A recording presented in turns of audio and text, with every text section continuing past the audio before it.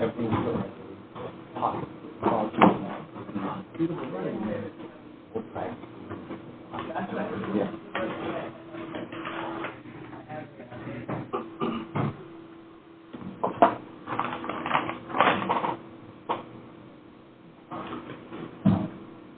morning, everyone. I want to get started. My name is Robert Ball. I'm Chair of the Criminal Justice Commission. I want to start by opening this meeting. It's Wednesday, December 4th, and I'd like to start by taking a roll call of commissioners.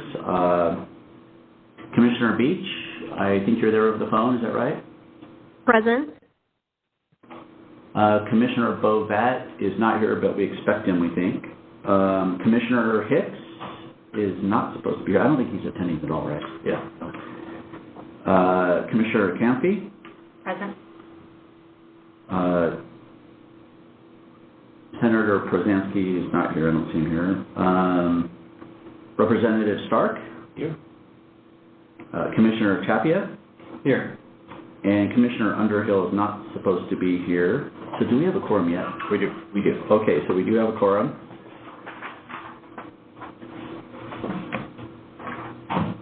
Okay, the first item agenda is an agency update from Executive Director Schmidt. Great. So Bree's just going to advance the slide. I just wanted to kind of update everybody on all of the things that have been going on here at the CJC since the end of the biennium. We had hoped, so as all of you know, Ross Caldwell left the CJC this summer. And he's now working up in Portland doing IPR. So we've been trying to fill his position.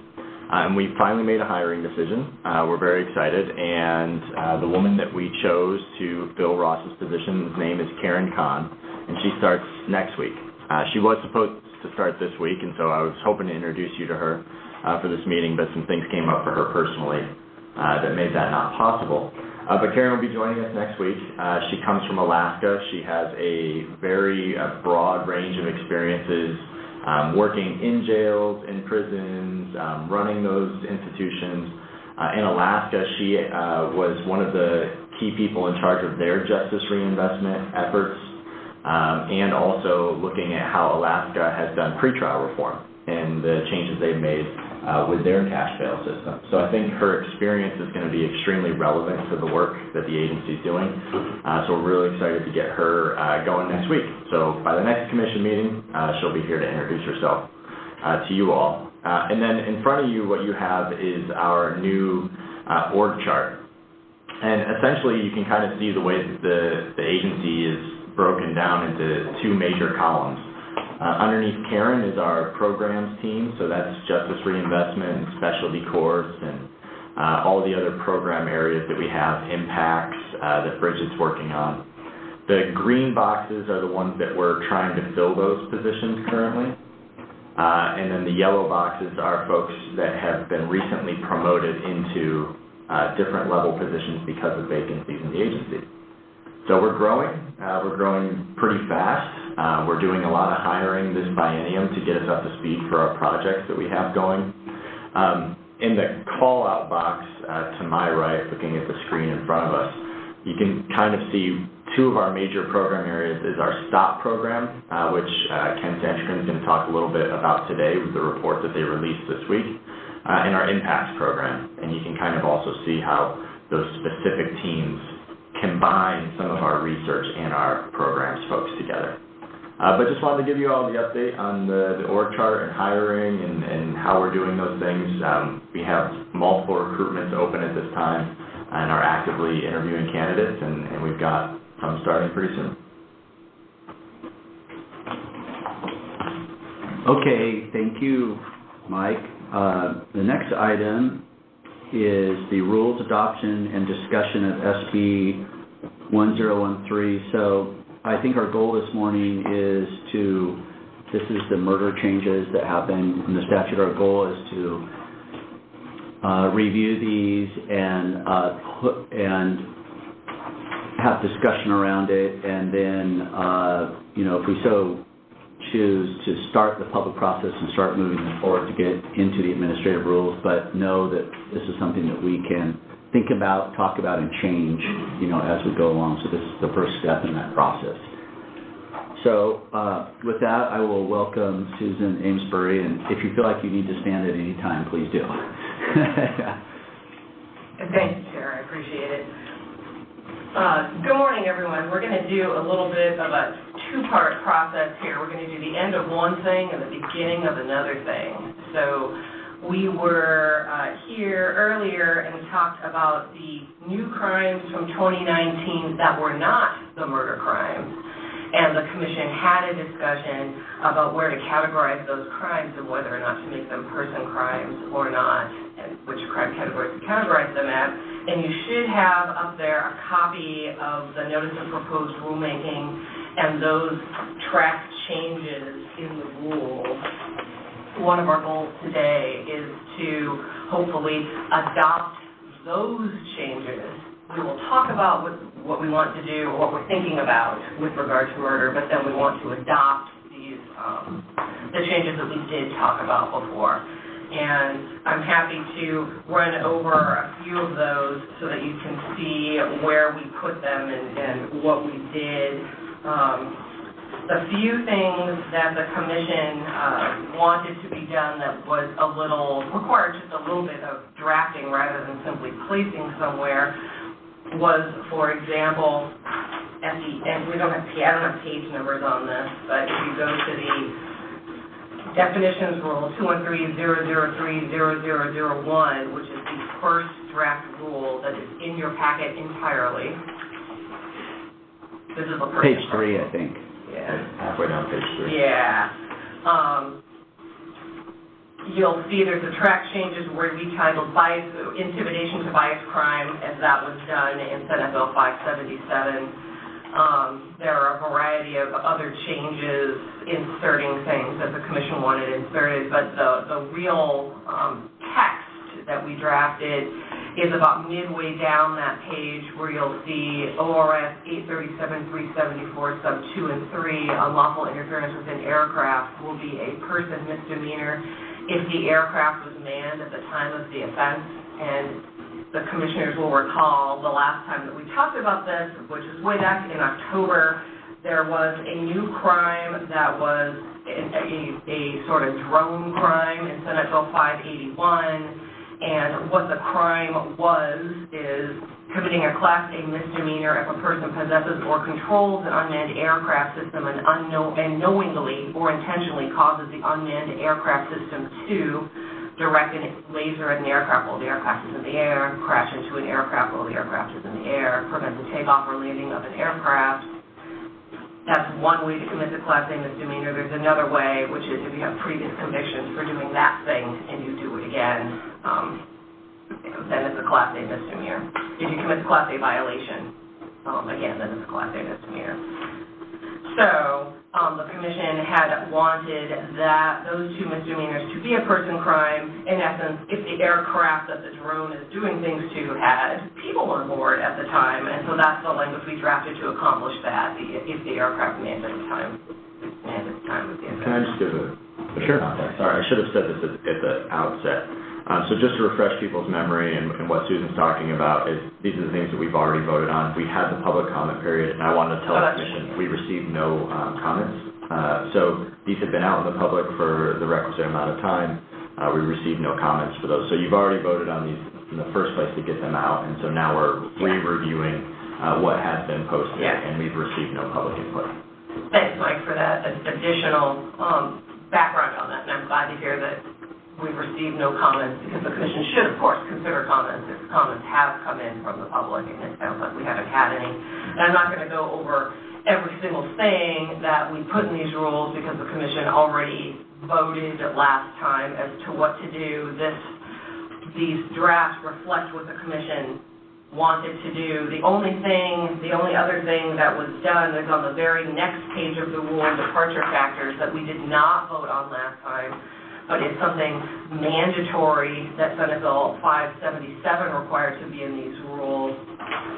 Senate Bill 577 required the Oregon Criminal Justice Commission, in the rules of the Commission concerning sentencing departure factors, shall include gender identity as defined in ORS 166-155 as a characteristic of the victim constituting an aggravating factor when the characteristic was the motivation entirely or in part for the commission of the crime.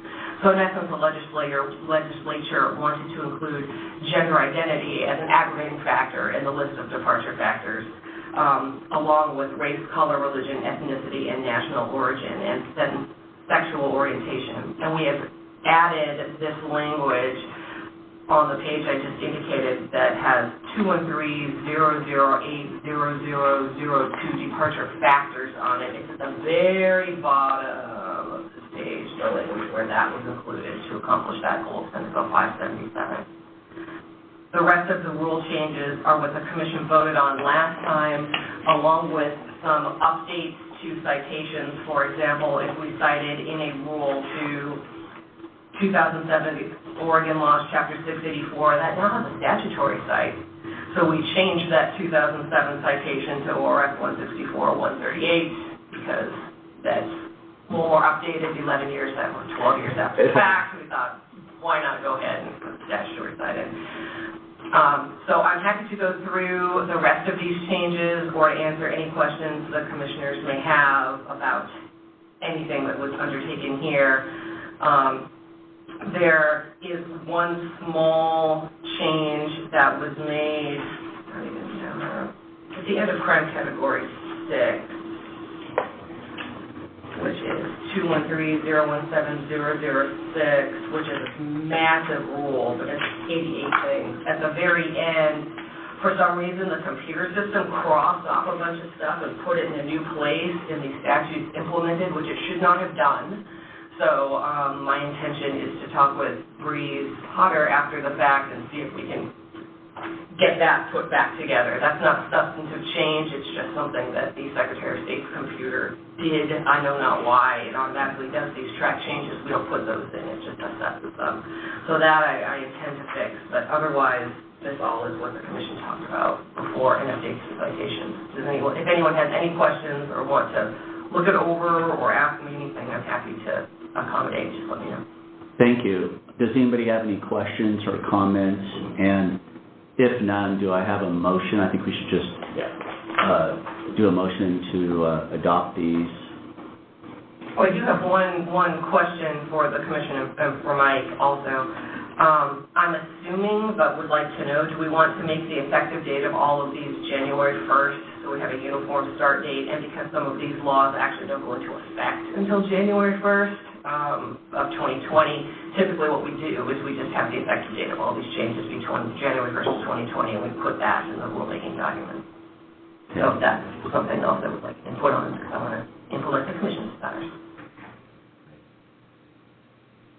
Do I have a motion? A motion to approve with an implementation date of January 1 of 2020, I move. Great. Do I have a second? Second. This is Jessica. I'll second. Okay. All in favor of the motion to adopt these rules, say aye. Aye. Aye. Aye. And all opposed? Okay, so adopted. Thank you, Susan. Wonderful, thank you.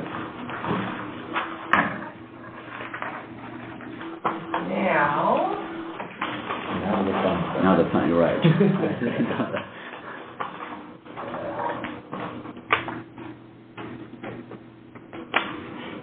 Susan, I might preface this by saying, I understood you guys had to kind of do quite a bit of work to get this figured out and boiled down, and maybe the best way just to approach this for us to hear it the first time is instead of maybe just tell us conceptually what you did. Because I think if we start going through changes, it may not gel as well if you just tell us, here's what we ended up doing first, and then we can start from there, if you think that might be. Yes, Commissioner Ball, thank you.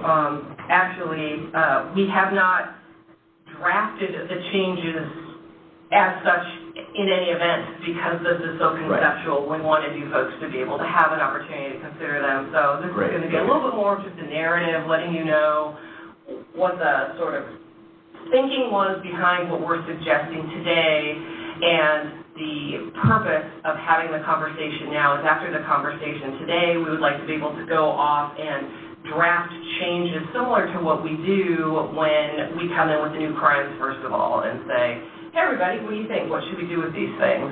It's all just going to be proposed. We can come back and make changes later. We can even table the discussion for later changes without proposing a notice. We just want to get the public conversation started.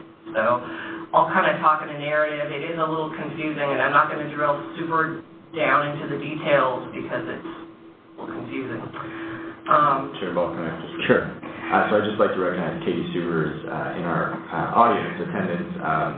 Rod Underhill couldn't be here today, but ODA wanted to make sure that somebody was in the room to be a part of this conversation. So I know she's available and probably would be willing to express her opinion or answer questions from that perspective if Great. the commission needed her. After we hear from Susan, I might call you up or ask if you have anything to say if you like. And you're from Marion County, is that correct? Correct. Okay.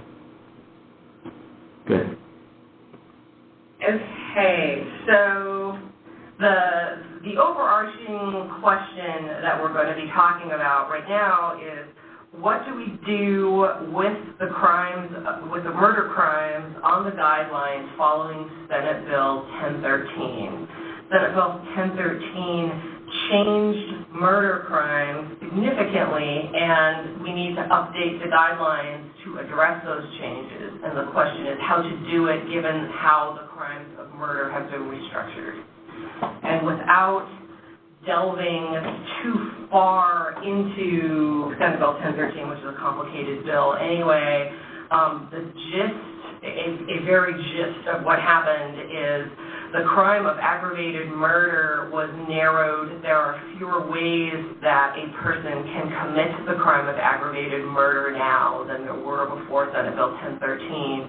Most of what used to be aggravated murder has been moved to an entirely new crime called murder in the first degree. And there used to be just aggravated murder and murder. Now, after Senate Bill 1013, there's aggravated murder, murder in the first degree, murder in the second degree. What used to be plain old murder is now the new crime of murder 2.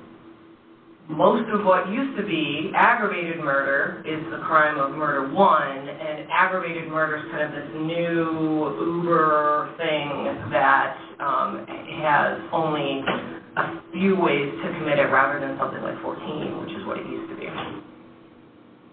So with that sort of broad paintbrush background, currently... Can I ask a quick question? Yeah, do you have like a few of the examples that are left or that are aggravated murder? One is the intent. It's not even left because they changed some of the elements. So So it used to be that you, for example, and Katie can certainly speak to this too, the killing of a child under the age of 14 was a way to commit aggravated murder. Now it has to be the intentional premeditated killing of a child under 14. So it's still there, but the state has to prove more and additional things in order to get there. There's another one that is sort of a terroristic... What about the murder of a police officer? That is still there, but it is also sort of Ubered because it now has to be, I'm skimming the premeditated, committed intentionally murder against a police officer and related to the performance of the police officer's official duties. So, in theory, if you just go into a situation and you recklessly shoot a police officer when you're committing your crime, that would not be aggravated murder now because you have to have premeditated that killing for it to be intentional. So would the element need to be intentional? It's premeditated, committed intentionally. That's the element. So the murder can't be reckless, and it needs to be, there's a definition of premeditated. It has to be, in essence, thought about in advance. It can't be spur of the moment. So it's a heightened burden on the state There's another one that is premeditated, committed intentionally against a correctional, parole, and probation officer or other person charged with the duty of custody, control, or supervision of a convicted person. So there's this premeditated, committed intentionally element added. There's criminal homicide of two or more persons that is premeditated and committed intentionally and with the intent to intimidate, injure, or coerce the civilian population, influence the policy of a government by intimidation or coercion, or affect the conduct of government through destruction of property, murder, kidnapping, or aircraft piracy. So if you kill two or more people and that was premeditated and committed intentionally with one of those stated goals, that could be aggravated murder. That's sort of that's heightened from what it used to be in aggravated murder. Good. I get the gist of Yeah. that. Okay. Yeah.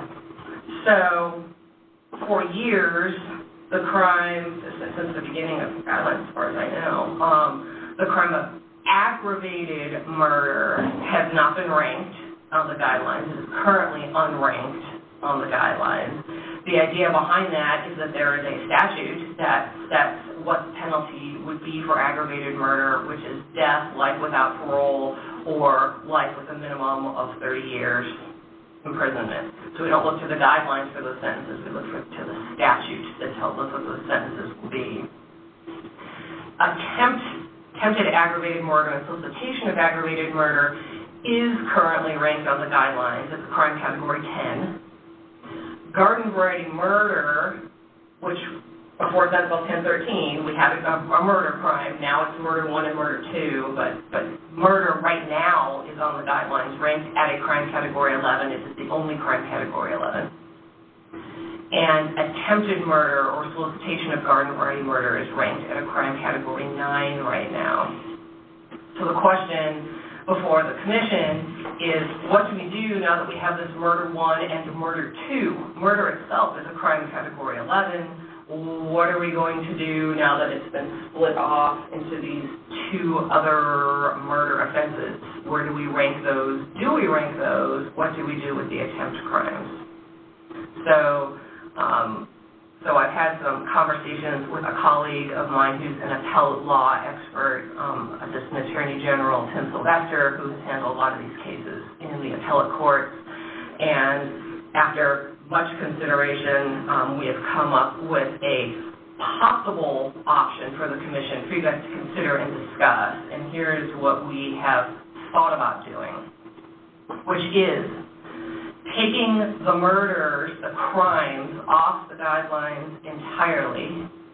The reason for this is, much like aggravated murder, murder 1 and murder 2 also have statutorily set sentences, which is, for example, life with a minimum of 30 years for murder 1, life with a minimum of 25 for murder 2. Those are set in a statute, and we have an appellate court decision that says you can't look to the guidelines for plain old garden variety murder, which now we don't have anymore, but there's an appellate court case that says you can't look to the guidelines for plain old garden variety murder, so there really wasn't a reason to have plain murder on the guidelines given that appellate court case.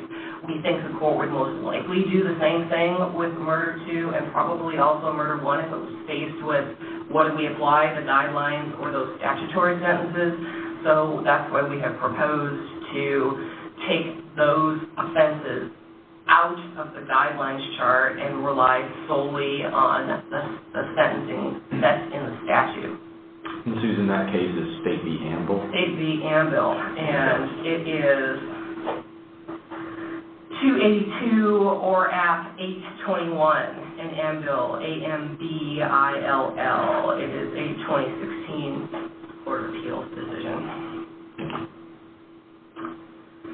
So if we take the murders off the guidelines, given the outcome of that case, we would propose, so now you would not have murder at crime category 11 anymore, because there is no crime with murder anyway, there's only murder 1 and murder 2, so into crime category 11, we would put attempt or solicitation of aggravated murder, because now aggravated murder is kind of a higher level offense than it even was before. So we would shift the attempt of that crime into crime category 11, which is the same as the current ranking for murder, which no longer exists. We would put the attempt or solicitation of the new crime of murder 1 at a crime category 10 because most of what used to be the crime of aggravated murder has been moved into this murder 1. And so currently attempted aggravated murder is a crime category 10. If we make attempted murder 1 crime category 10, that kind of keeps the same level of ranking for those offenses, even though the title of the crime has changed. Similarly, we would put attempted murder 2 at a crime category 9 because what was most of the current crime of plain old murder is now murder 2. Attempted murder is currently crime category 9 since most of that crime has been renamed as murder 2. This would keep that at the same crime category ranking. This is a proposal. It's for discussion. We can notice this in rulemaking, but we're not in a adopt these changes mode today. I will, after the commission has a chance to talk about this now, I can put them in draft rules. The commission can look at it and assess those changes. But that is the proposal that we discussed and came up with for you folks to talk about. So, what was the reasoning that you might not take those off, if any reason at all, off the charts? Murder 1 and 2. You know, obviously you guys had to do some thinking back and forth. Was there, what was the viewpoint that might counter some of these? There is a chance, because there is a complicated history of the crime of garden variety murder in the state of Oregon. And that is set out in the case that we just mentioned, State versus Anvil. There's a whole history of case law behind it. And the Anvil case is talking about the crime of garden variety murder and the statute that is. There is a chance that a court might not apply that same reasoning to the new crime of murder 1, which did not exist at the time that the court decided State versus Anvil. So the new crime of murder 1, it has many statutory similarities to the crimes of aggravated murder and murder 2, which are crimes that the substance of which did exist at the time of State versus Anvil. We don't know for sure what a court would do. We suspect that a court would do the same thing because one of the concerns that was expressed by the court in State versus Anvil is a proportionality concern, where the court was concerned about having a murder crime on the guidelines get a higher incarcerative term than aggravated murder. So aggravated murder has never been on the guidelines. Aggravated murder, you can get death, life without parole, or life with a minimum of 30 years of incarceration.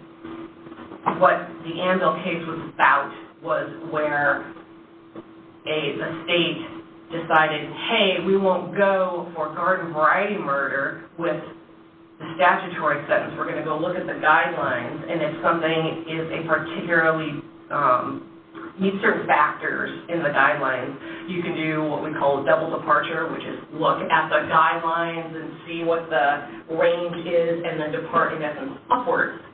And by using that tool, you can sometimes go upwards and over what was in the actual statutory language. So it says life minimum 30.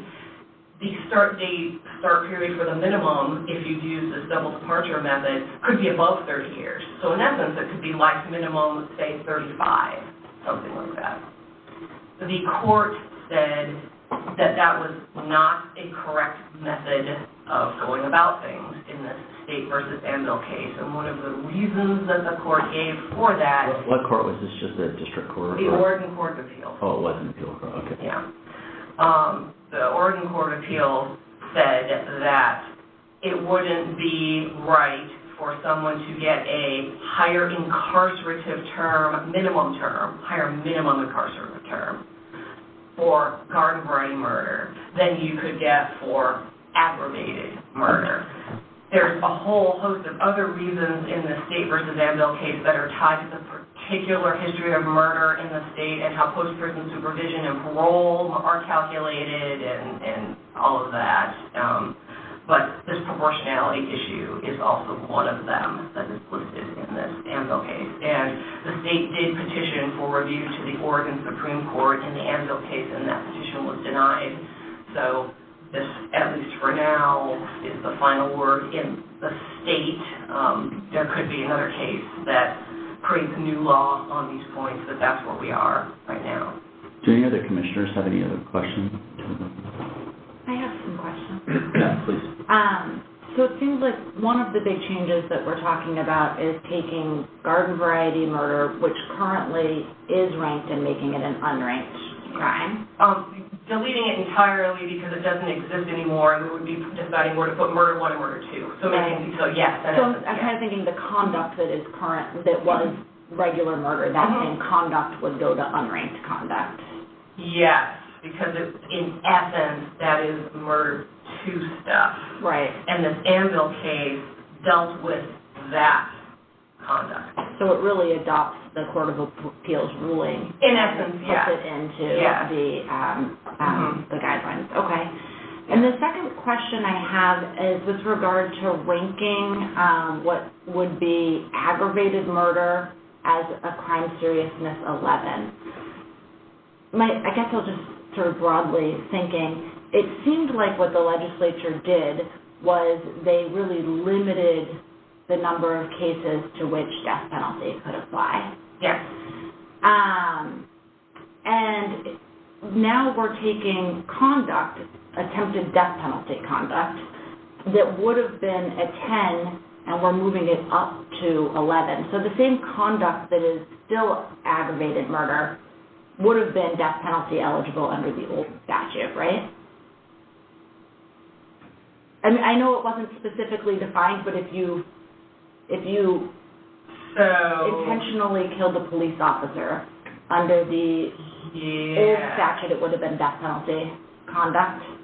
Let me make sure that I understand the question. So, and I believe that the question is the conduct that is currently under Senate Bill 1013, aggravated murder. In essence, would that also have been aggravated murder under the previous aggravated murder statute? And the answer is yes, but the state wouldn't have had to prove as much, which I think is getting at what you're asking, That's exactly right? what I'm thinking. Because the state has more steps to go through, different things they have to prove, but the conduct itself, the same conduct would have qualified for aggravated murder under either. But attempting to do that conduct under the old statutory scheme would have been ranked as a 10. Yes. And soliciting to do that conduct under the old statutory scheme would have been ranked as a 10. Yes. So now we are increasing the crime seriousness rating for the attempt or the solicitation, is what your proposal is? Yes. And is that because it's more narrow and harder and it was broader? So I'm just trying to think, was the conduct, there was enough broad situations, and now because it's narrower to prove that state of culpability? Both it is narrower, and so the state of culpability is now you have to sort of prove more. So it is true that the same conduct would have been a 10 before, but you wouldn't have, the state would have had a lower burden in getting there, and now the state has a higher burden in getting there. Plus, there is a sort of proportionality issue that we want to avoid because we need to place attempted murder and attempted murder 2 on the guidelines. They're split out to 2 offenses now, and we wanted to keep those similar to what they were before, and we didn't want to have attempted aggravated murder be the same as attempted murder because there's is a heightened burden for attempted aggravated murder. And the way to get to that was to have attempted aggravated murder move up into an 11 and keep attempted murder, most of which had been aggravated murder before, at a 10. I get that the state has to prove more things now than they had to prove before, but my concern is that the conduct itself isn't any worse than it was before, and yet it's being subjected to a greater penalty under this delineation. And is there direction from the legislature to increase the penalty for the conduct? Because it seems like with regard to aggravated murder, they kept the penalty the same, that it's still death penalty eligible. Was there direction to increase the punishment for the attempt or solicitation? No. All of these things actually are, and I'm going to I don't think so. All of these things are actually mandatory sentences under ballot measure 11 as well. So the starting point would typically be the ballot measure 11 floor, which is 120 months. That's where you go to begin. And you only get to this double departure stuff, and using 120 months if you're in a crime category, like the most severe. I'm looking at the most severe level. You get to this double departure stuff if the state tries to go to the guidelines rather than to ballot measure 11 because certain factors are met in order to be able to do that. I am sensitive to the proportionality issue. Yeah. What would happen if we left attempted and solicitation of new aggravated murder unranked? If we didn't impose the 11 but left it unranked? Then the court gets to select its own grid block.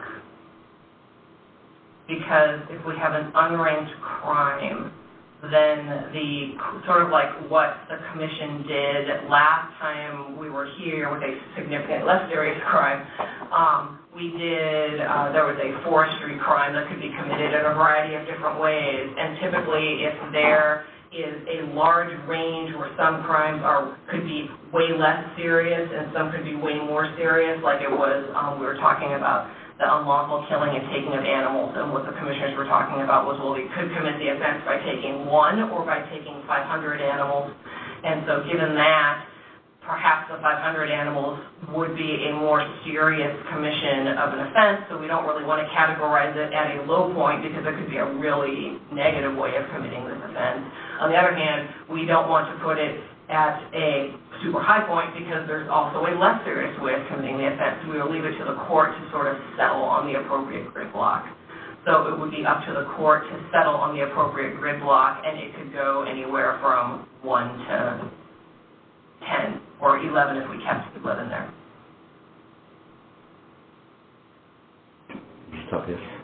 Susan, it would be helpful for me to understand what the elements are for the attempted solicitation of attempt or solicitation of aggravated murder. The question is elements of attempt or solicitation of aggravated murder, and that is one that I don't have off the top of my head. So I know attempt is taking a substantial step in the commission of an offense, but I'll have to. Katie, is that something you know offhand? And feel free to come forward if you like. For the record, my name is Katie Sugo, Superintendent Dean's office. Where's that? Yeah. There you go. We're working now? Yeah. Okay, The red thing. So for attempt crimes in Oregon, essentially what you do to really kind of simplify it is you insert the words that the person has the specific intent to cause the particular result. And so let me just use what I consider to be the most simple of the new aggravated crimes as an example. And that would be if a person intentionally causes the death of another person while they are in custody and they have a previous conviction for aggravated murder. So, for example, you have an inmate who is serving a life sentence for aggravated murder. While they are at the Oregon State Penitentiary, they try to kill another inmate or somebody else inside the prison, but they are not successful in causing that person's death. So the state has to prove that they intentionally attempted to cause the death of another human being while incarcerated after having been convicted of aggravated murder. So that's the proof that is required, and that would be the conduct that would apply for the elements of that particular offense. And then the same would apply, if you look at the other theories. I want to kind of stay away from the more than one person, two people in the course of a terrorist act, only because that issue is specifically before the Oregon Supreme Court right now on whether or not the people actually have to die or one of the people has to die during the course of criminal episode. But hopefully that helps to understand. Solicitation would be essentially, as the word implies, right, that you do something to get another person to commit the crime for you. So you offer them money, you ask them to do it for you. It can occur in different ways, but that would be the conduct that would apply to solicitation to commit the crime of aggravated murder is, I ask or do something to get another person to commit that crime for me. I hope that answers your question. It does in part.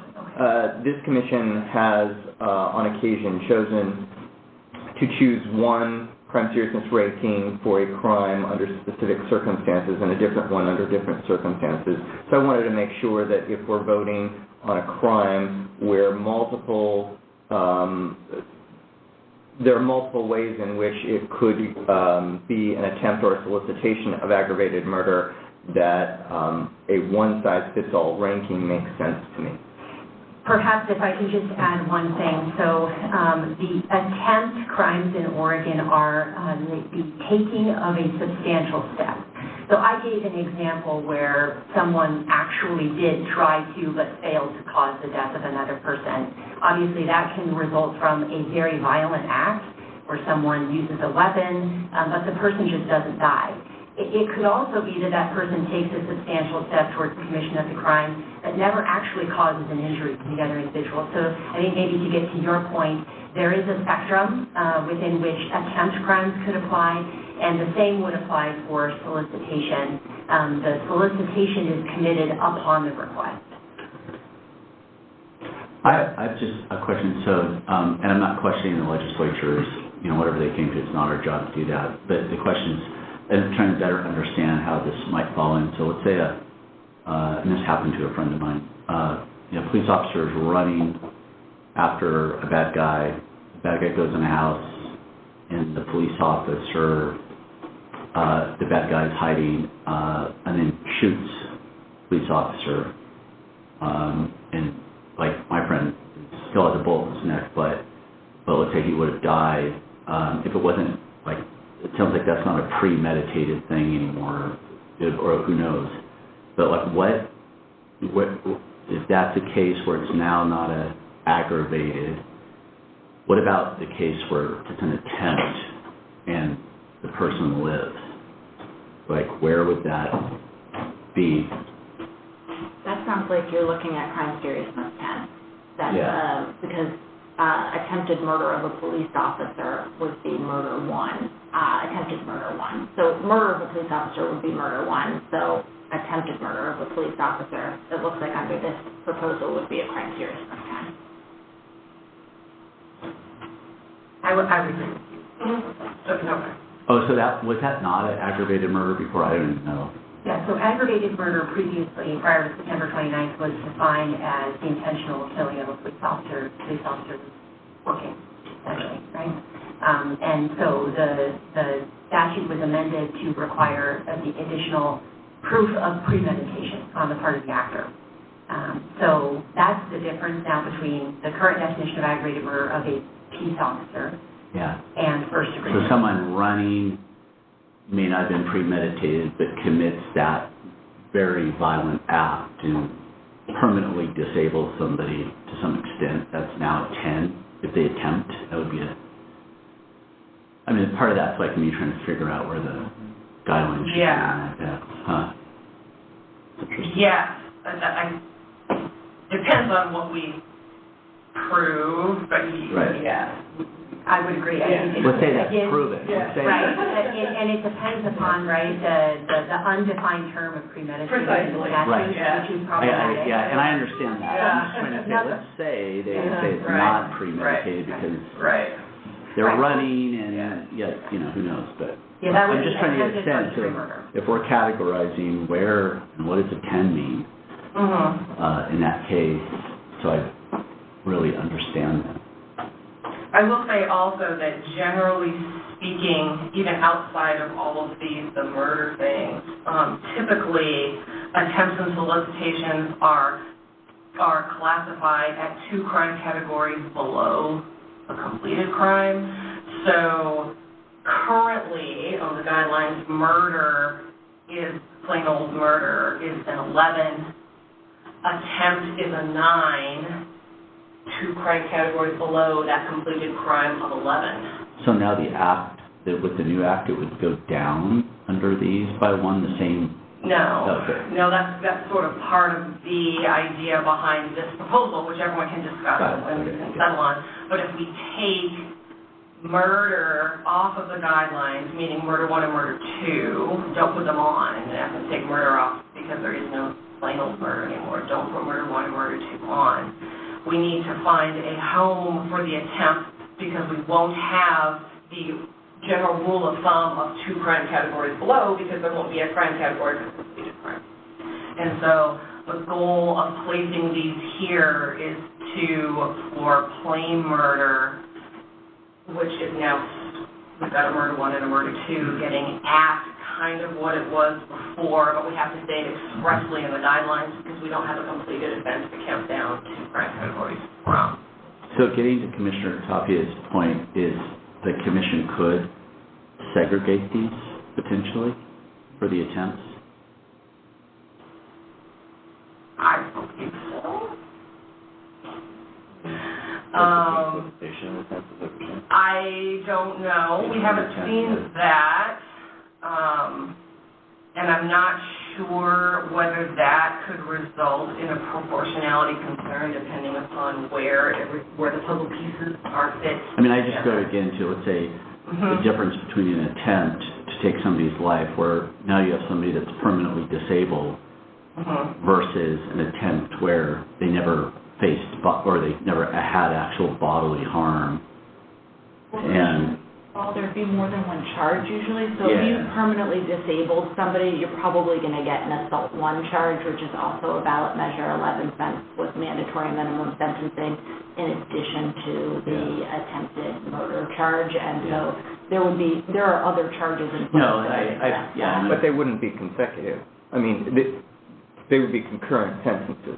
That's correct, but it's not like there would be no punishment associated with the permanent disfigurement of another person.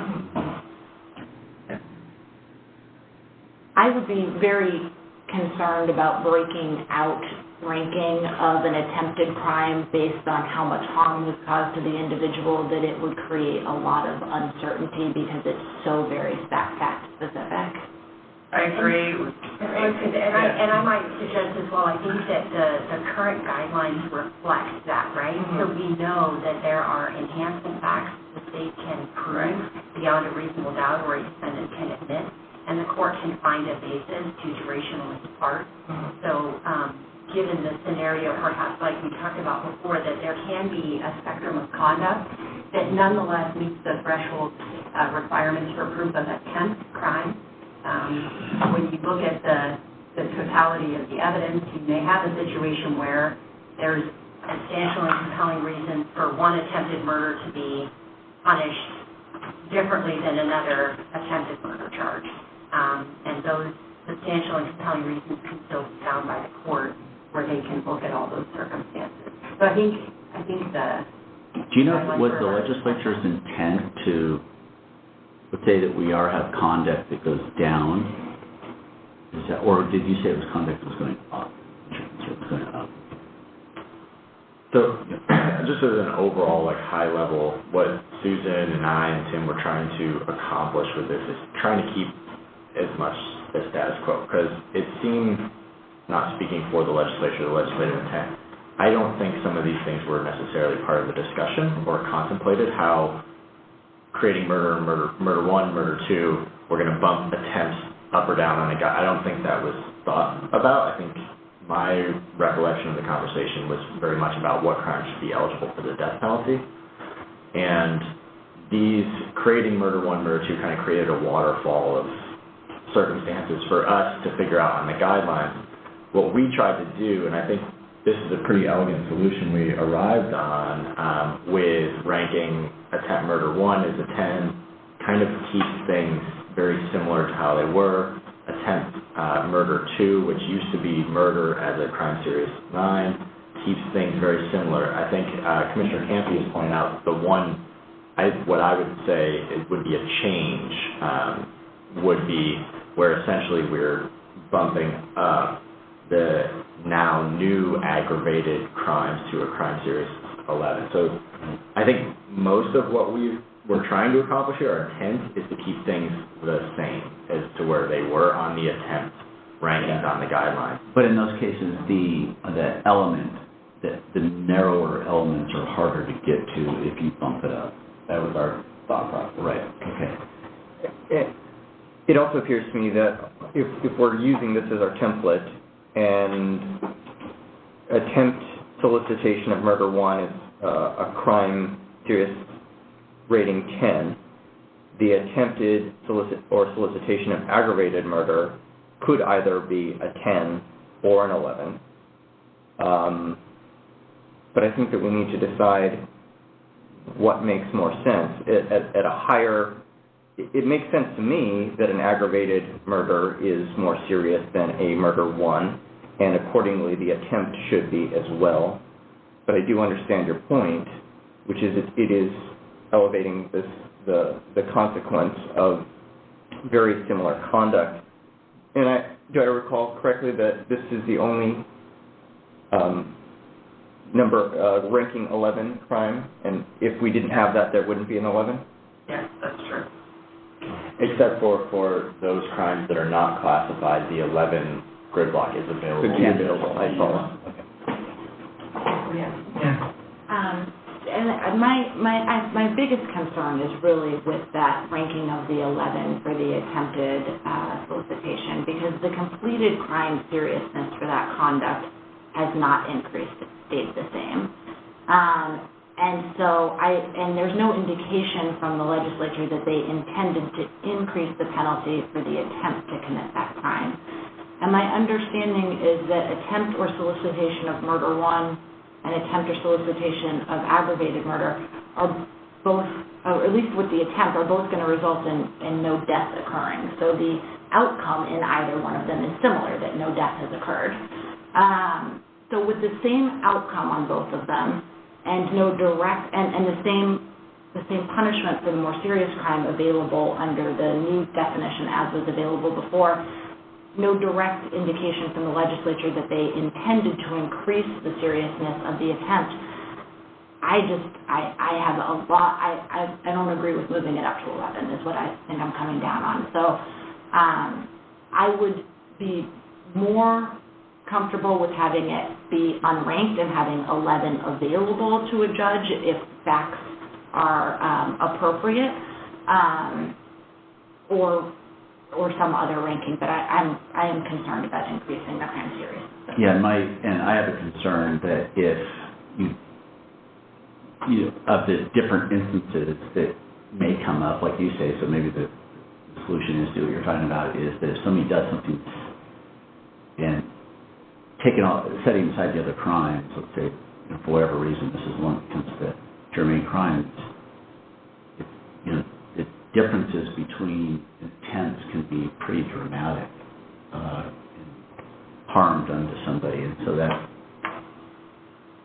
Question. So if... I don't want to see, like, somebody shot in the face and permanent disability get the same sentence as someone who attempted... That's what the departure factors are for as well. Right. You know, we have this list just... Representative Stark, can you give us any kind of Yeah. legislative sense here? I would not venture to give the entire legislative intent. I am, however, at the moment communicating with Chair Williams about this and trying to see where it lands. I think it's a very significant dilemma. But my personal is that I'm comfortable. But from my perspective, we said out of the 14 or so things that qualify for ag murder, there's a handful that are more serious than the rest, and therefore will continue to qualify for those same penalties, and we remove the rest. So in my mindset, we didn't talk through this, but my mindset currently is if I, follow that train of thought, then those, we also took a broad, attempt category and narrowed that, and therefore, because we had significantly different levels of what, this crime that fell in that attempt, well then if we say these 4 for ag murder are more serious, then attempted ag murder can be kind of bumped up. I'm personally comfortable with that. Williamson's first response, was, what the heck? Why did you do that? I tried to explain a little more the dilemma, and it's now I guess that makes sense. So, I think it's more significantly more discussion than we have the opportunity to do today, but I understand the rationale, and I also understand the concern.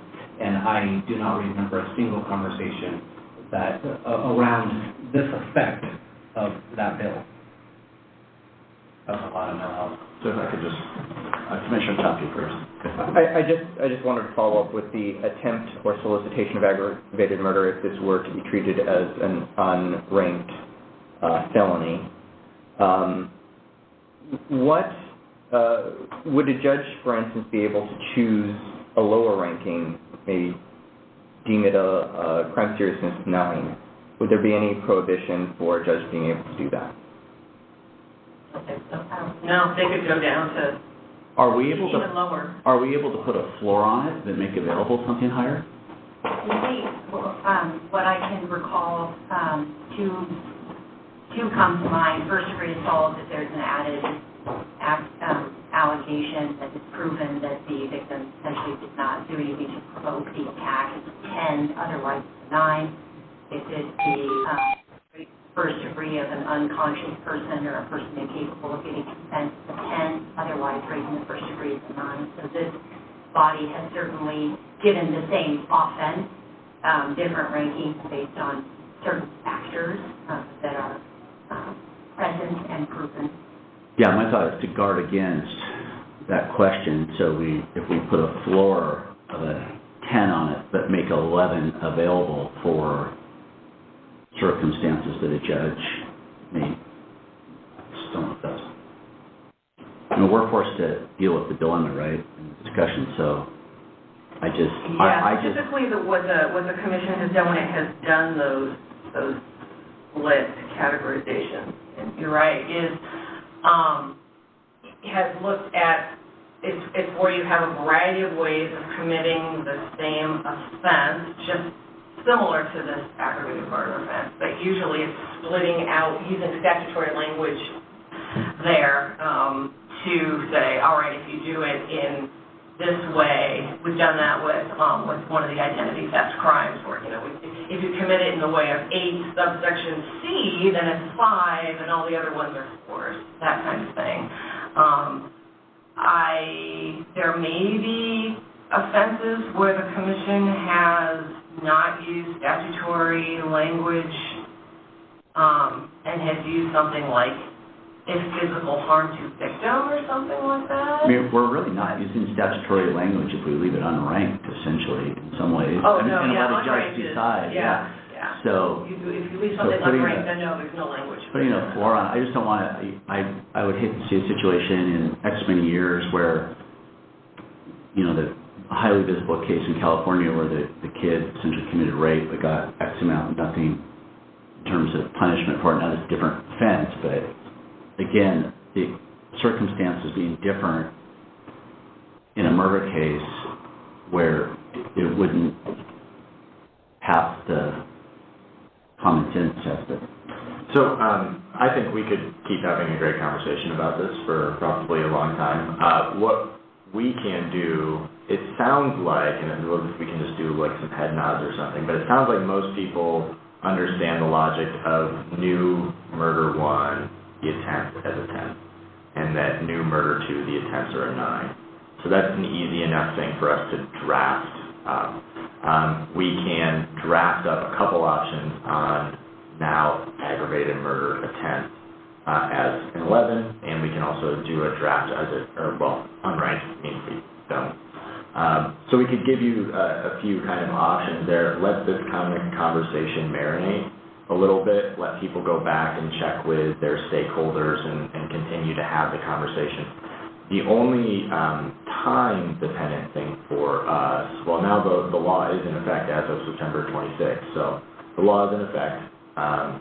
So our rules are currently not correct with the current state of the law. I was going to ask that question. Have we had any cases or how does this affect current cases that are out there now, and what happened?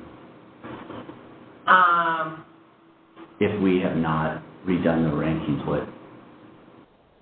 I've now got to get back into all Senate Bill 1005 and 1013 and all that interactive, but Well, my concern is timing, because, okay, this is a big task, and like I say, we're going to think about it, but are there any pending? Well, 1013 applies, it turns out, to resentencing, right? Martin Allen Johnson was under 1013, so he used to be eligible for death. He is no longer eligible for death, so he's going to be resentenced for completed murder. There is a statutory sentence for that, which is life minimum of 30 in the statute. And the statutes always prevail over administrative rules anyway. So courts would look to the mandatory stuff that's in the statutes, which would be Measure 11, mandatory minima, and they would not have the guidance of the guidelines for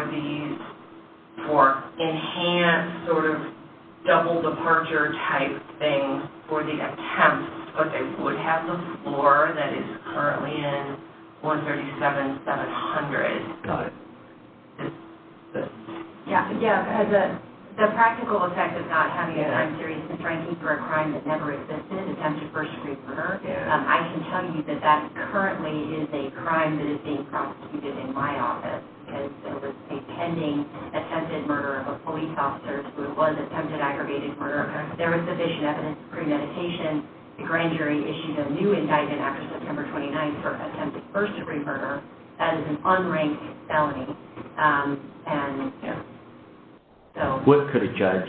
So it is. It's their discretion to go up or. Right. Yeah. Well, we hope so. I mean, So I do agree. I think that the timing of it, as you mentioned,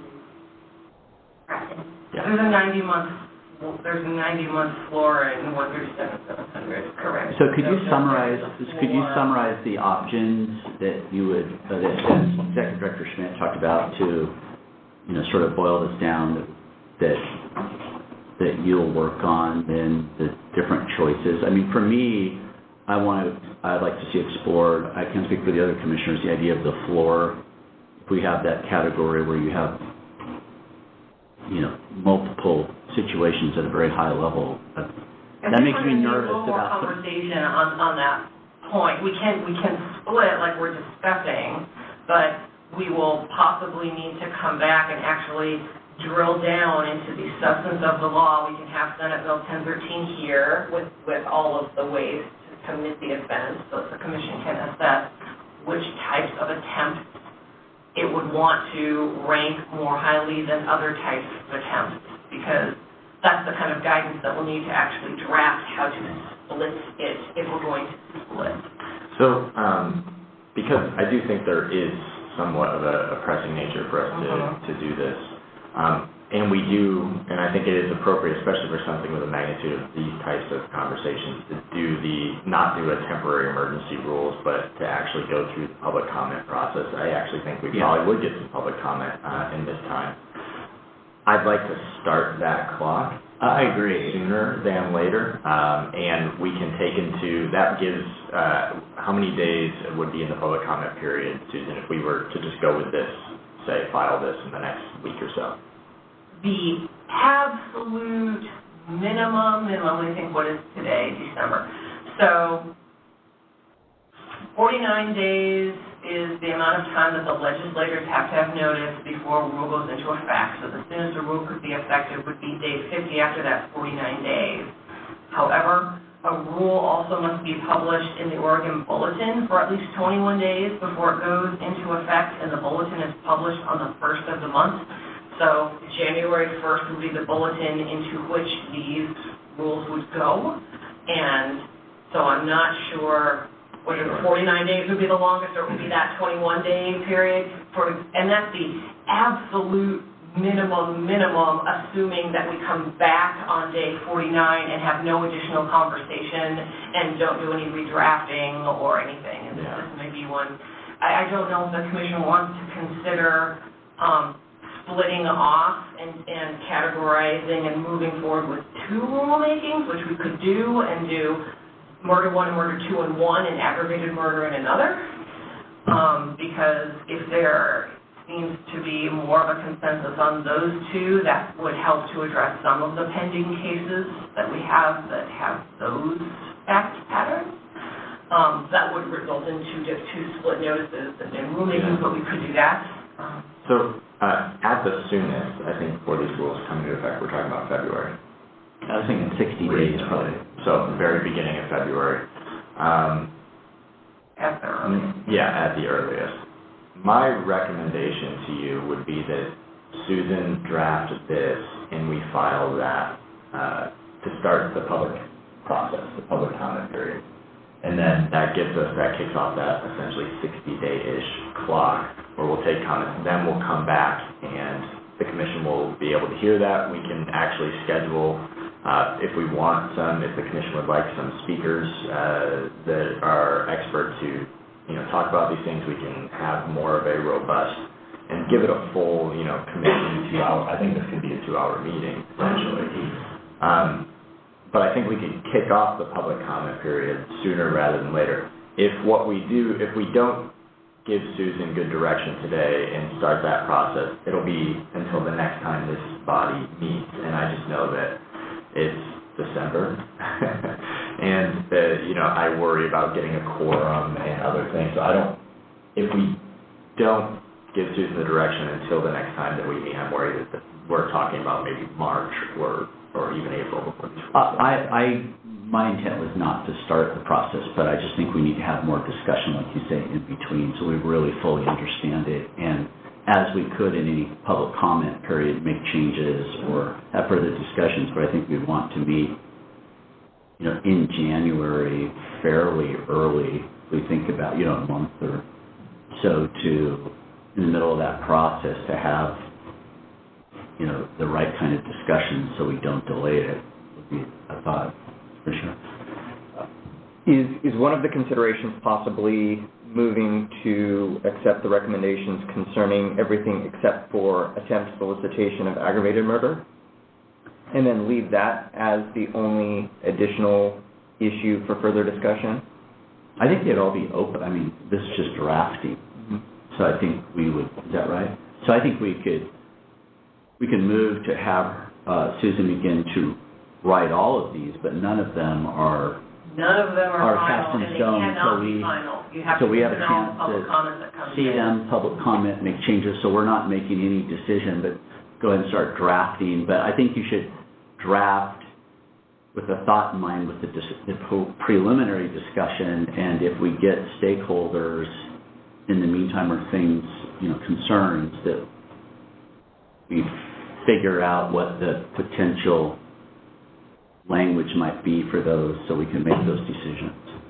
And we can also leave the attempt aggravated murder part unclassified at this point and then just draft the other two, but that can still start the process and the clock.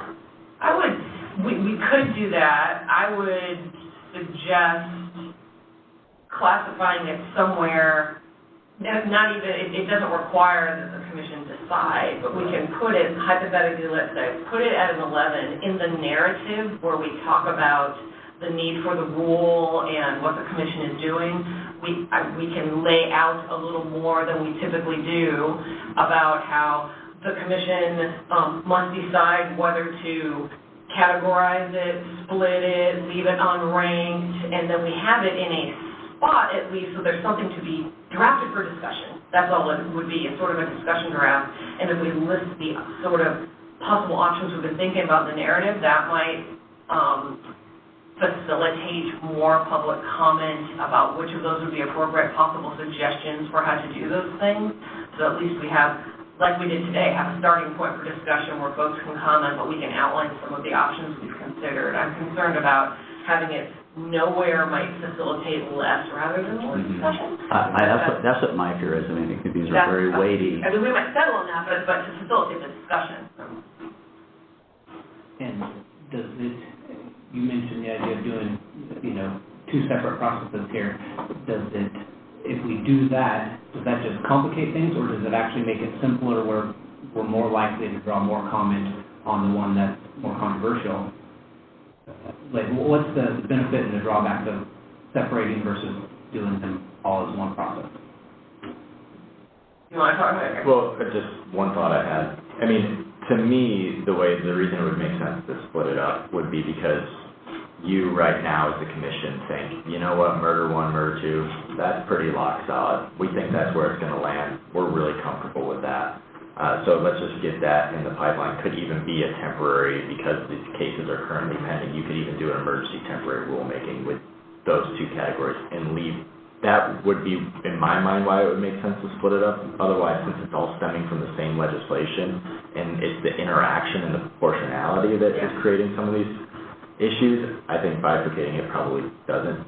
I think there's more advantage to keeping it together because it is all in the same conversation than putting it on two different tracks, which is my opinion.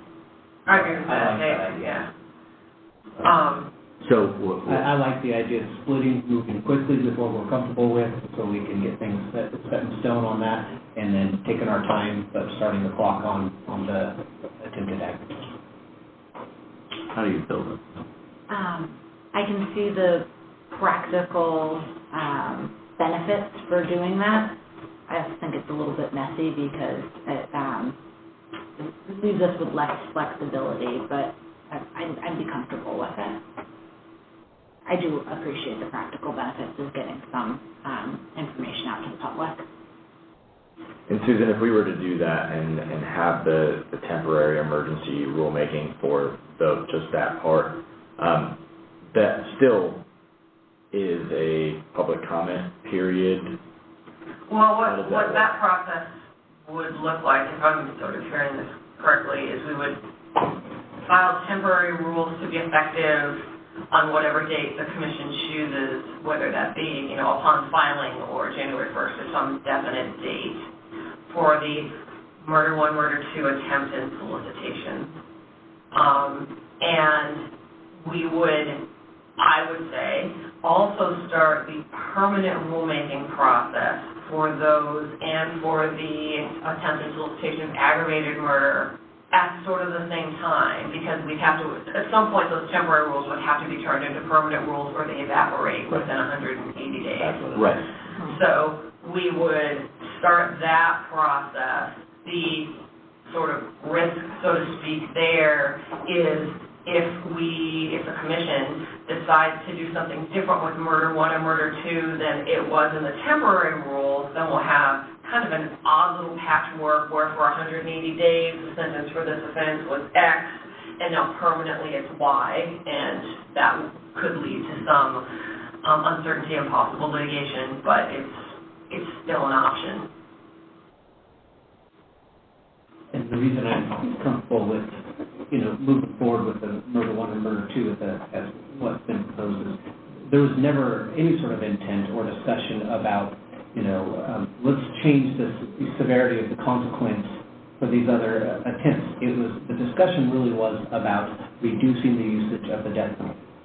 And so if we propose something, if we decide we're going to put, attempted ag at 10 and bump everything else down, that's going to bring a whole storm of Yeah. of issues. So to basically say, you know what, there was no intention to change these others. We're going to go ahead and categorize them, with what is the most logical, with what already exists, and move forward.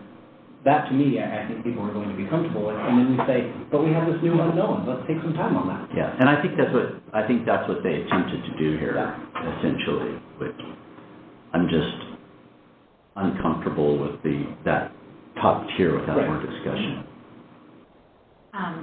Commissioner Ball, do you need a motion? Do we I would need need direction? we would need a motion to get this For the temporary emergency rule. temporary emergency.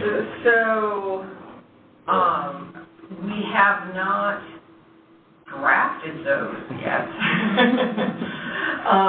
And so, Well, we could draft them and. we can draft them. I know it is just so incredibly difficult to get the commission together, especially at this time of year, but typically we actually have language for the commission to adopt as the rules. And this will require a little bit of drafting because there are a couple places where I'm assuming this would mean also taking murder off.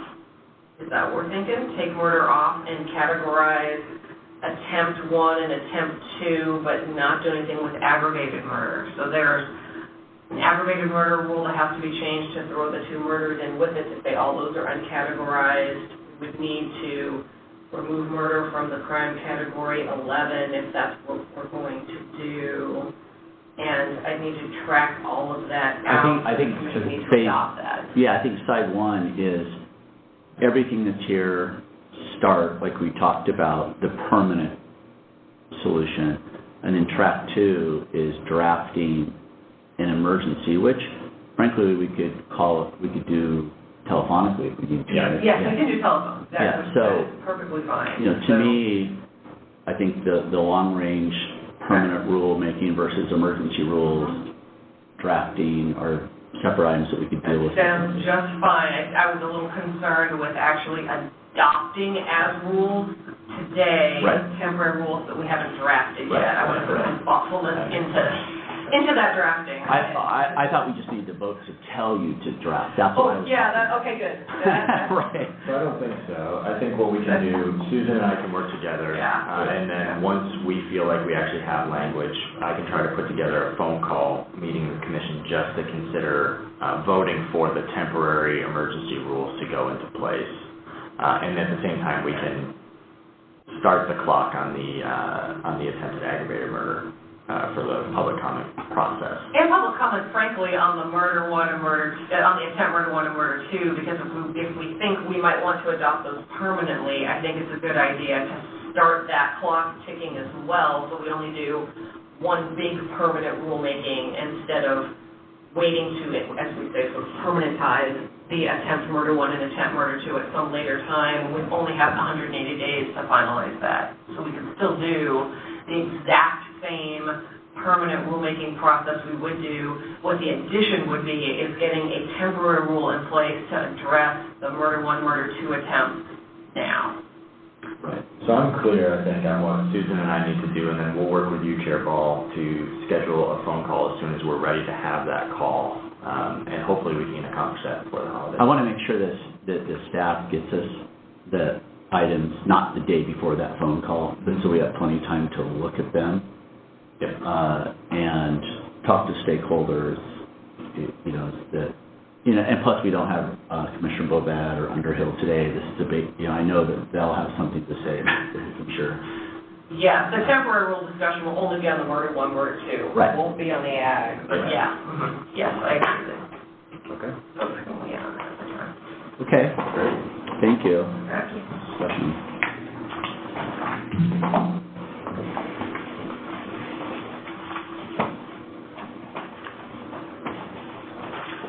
We're a little bit behind. Okay, well, important.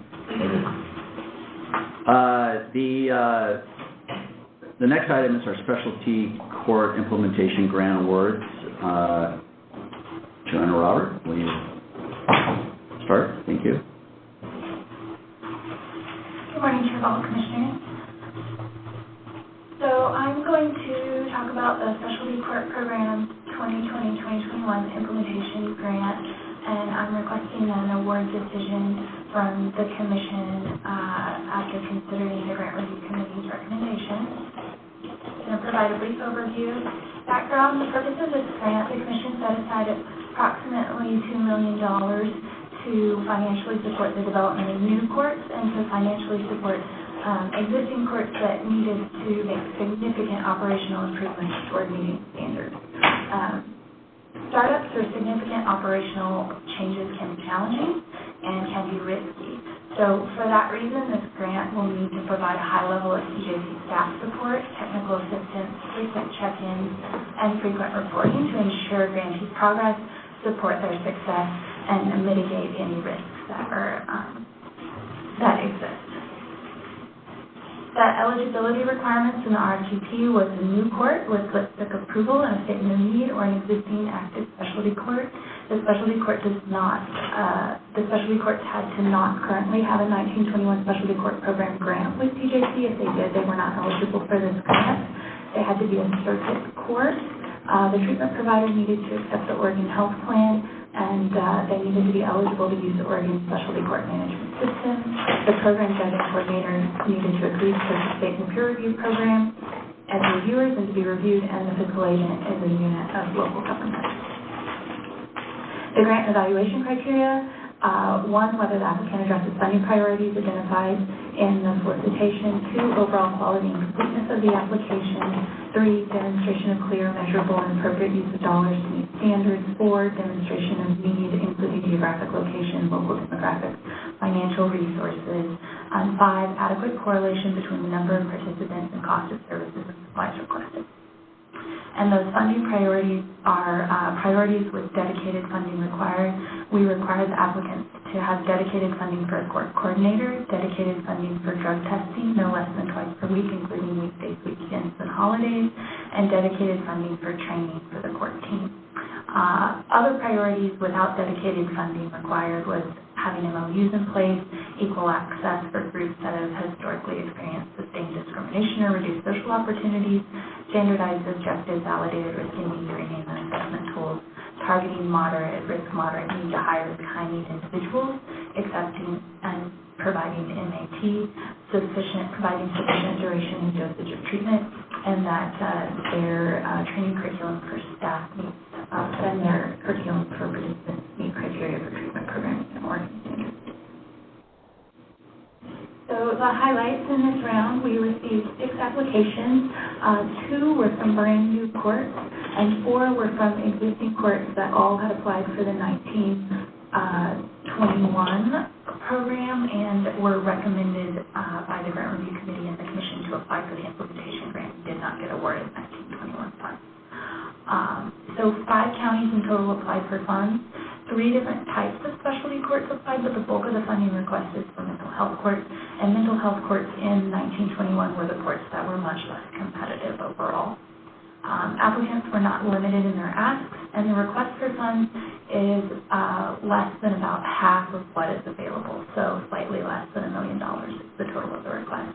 And all submitted applications met the eligibility requirements.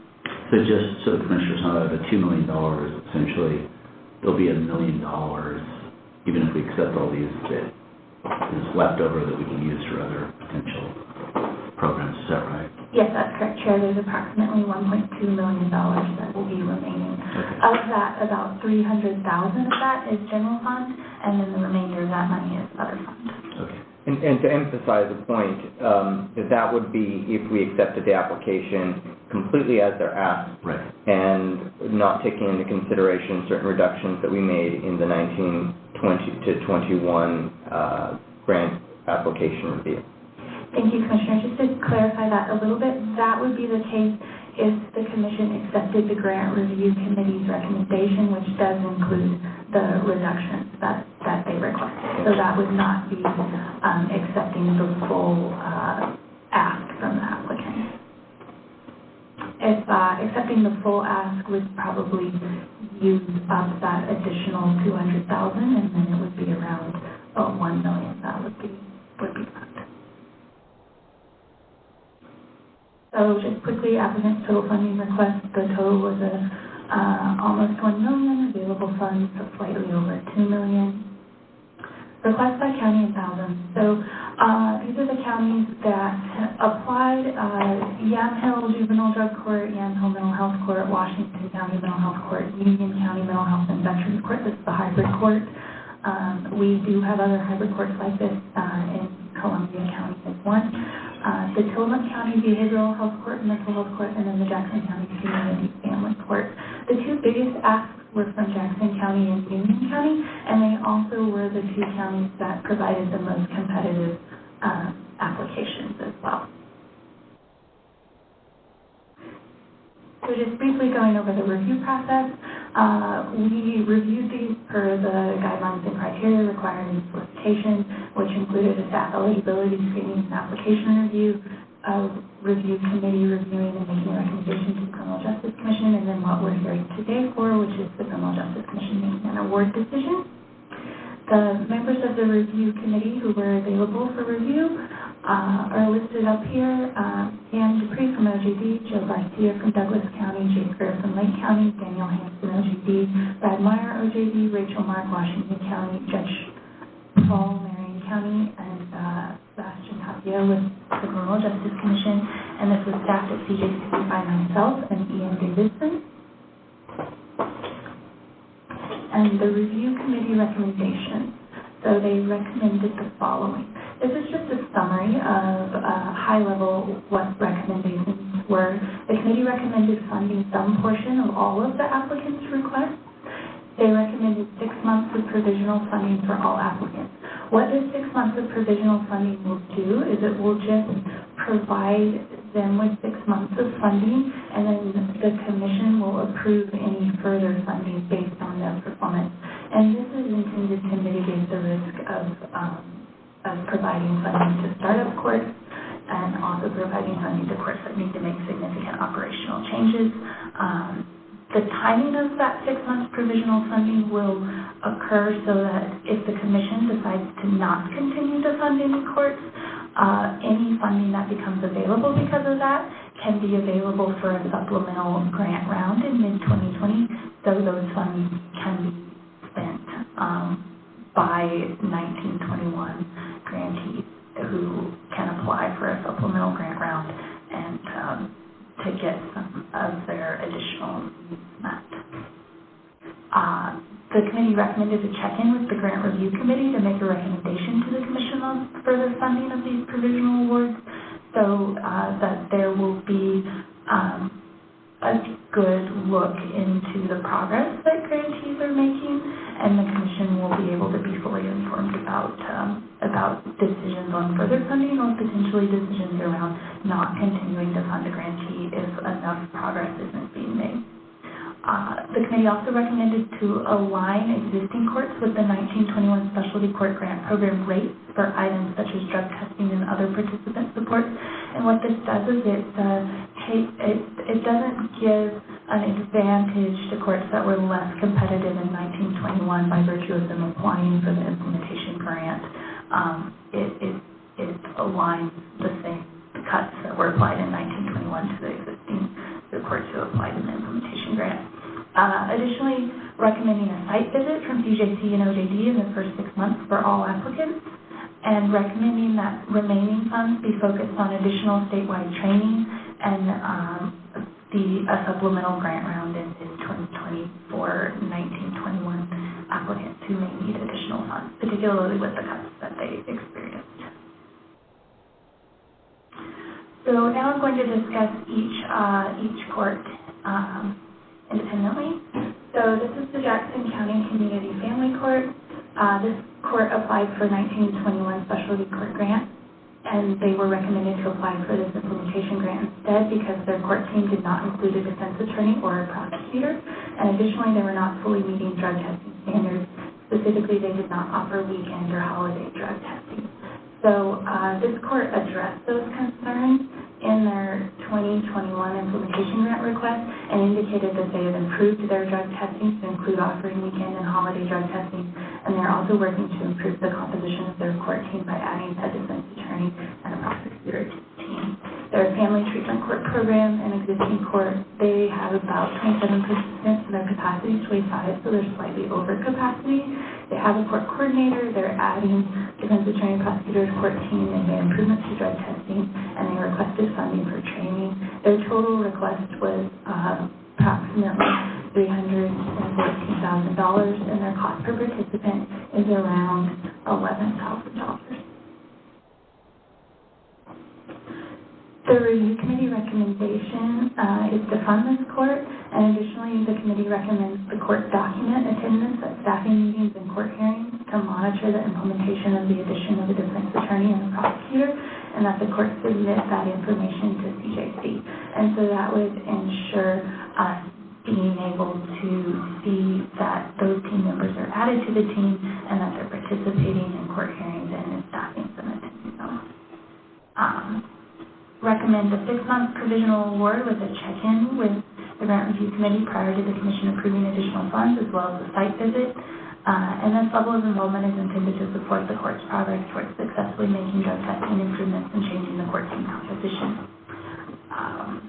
There is a slight difference between what they requested and what we're recommending, and that had to do with administrative costs. They had asked for slightly over what they were allowed. Additionally, they had originally included an ask for 2 different types of drug testing, and when I went back and I spoke with them, they indicated that that had been a mistake in their application, that they only needed a 12-panel drug testing, which is what the Grant Review Committee recommended to fund. So total recommended to fund for them is $311,000. Tillamook County Behavioral Health Court, this is a mental health court program. It's a new court. They do not have participants yet. They've been in the planning stages for this court for about 2 years or so. Their court coordinator is initially going to be their judicial assistant as they get up and running, and then in the future they're going to see how that goes and look at getting a more permanent court coordinator. Tillamook County Corrections is funding their drug testing for them. They did not request training, and their total request was about $150,000. The court also indicated that all their team agencies are committed to supporting this program, and as part of that, those team agencies are contributing substantially to the costs of starting up the court, including covering most personnel costs, equipment, supplies, incentives, drug testing, and treatment costs for any uninsured participants. So they are contributing a substantial amount of money and in-kind contributions to starting up the court. They requested a probation officer which is a new position for Tillamook County Corrections. The parole and probation officer would be supervising all offenders that are participants of the court, and the PO would attend all weekly staffing and court hearings, conduct assessments on potential and existing participants, and assist with creating case plans. The Grant Review Committee recommends funding this court, and they recommend 6-month provisional award with a check-in prior to the Commission approving additional funds, as well as a site visit. This level of involvement is intended to support the court's progress towards successfully hiring a new probation officer, as well as the court's commitment to training team members. This county has historically had challenges in hiring, and that's led to underspending in grant funds. So the Grant Review Committee recommends funding 3 months for the new probation officer during the provisional period to allow 3 months for the hiring process. And the risks involved in funding them with a 6-month provisional award is mitigated by the amount of money that those 3 months would be, which is about only $12,000 initially, and then the timing of the provisional award, which would allow the Commission the ability to redistribute any underspent funds through a supplemental grant round in mid-2020. Tillamook did not request training funds. However, the Grant Review Committee recommends requiring court staff to attend the NADCD conference and has added in funds to cover the cost of attendance, because particularly for a new court starting up, training is critical. And then the request for the new PO was originally for 100% time. However, a conversation with the Grant Review Committee and the county determined that the actual need was for 50%, and that accounts for the majority of the reduction in the request for funding for Tillamook County.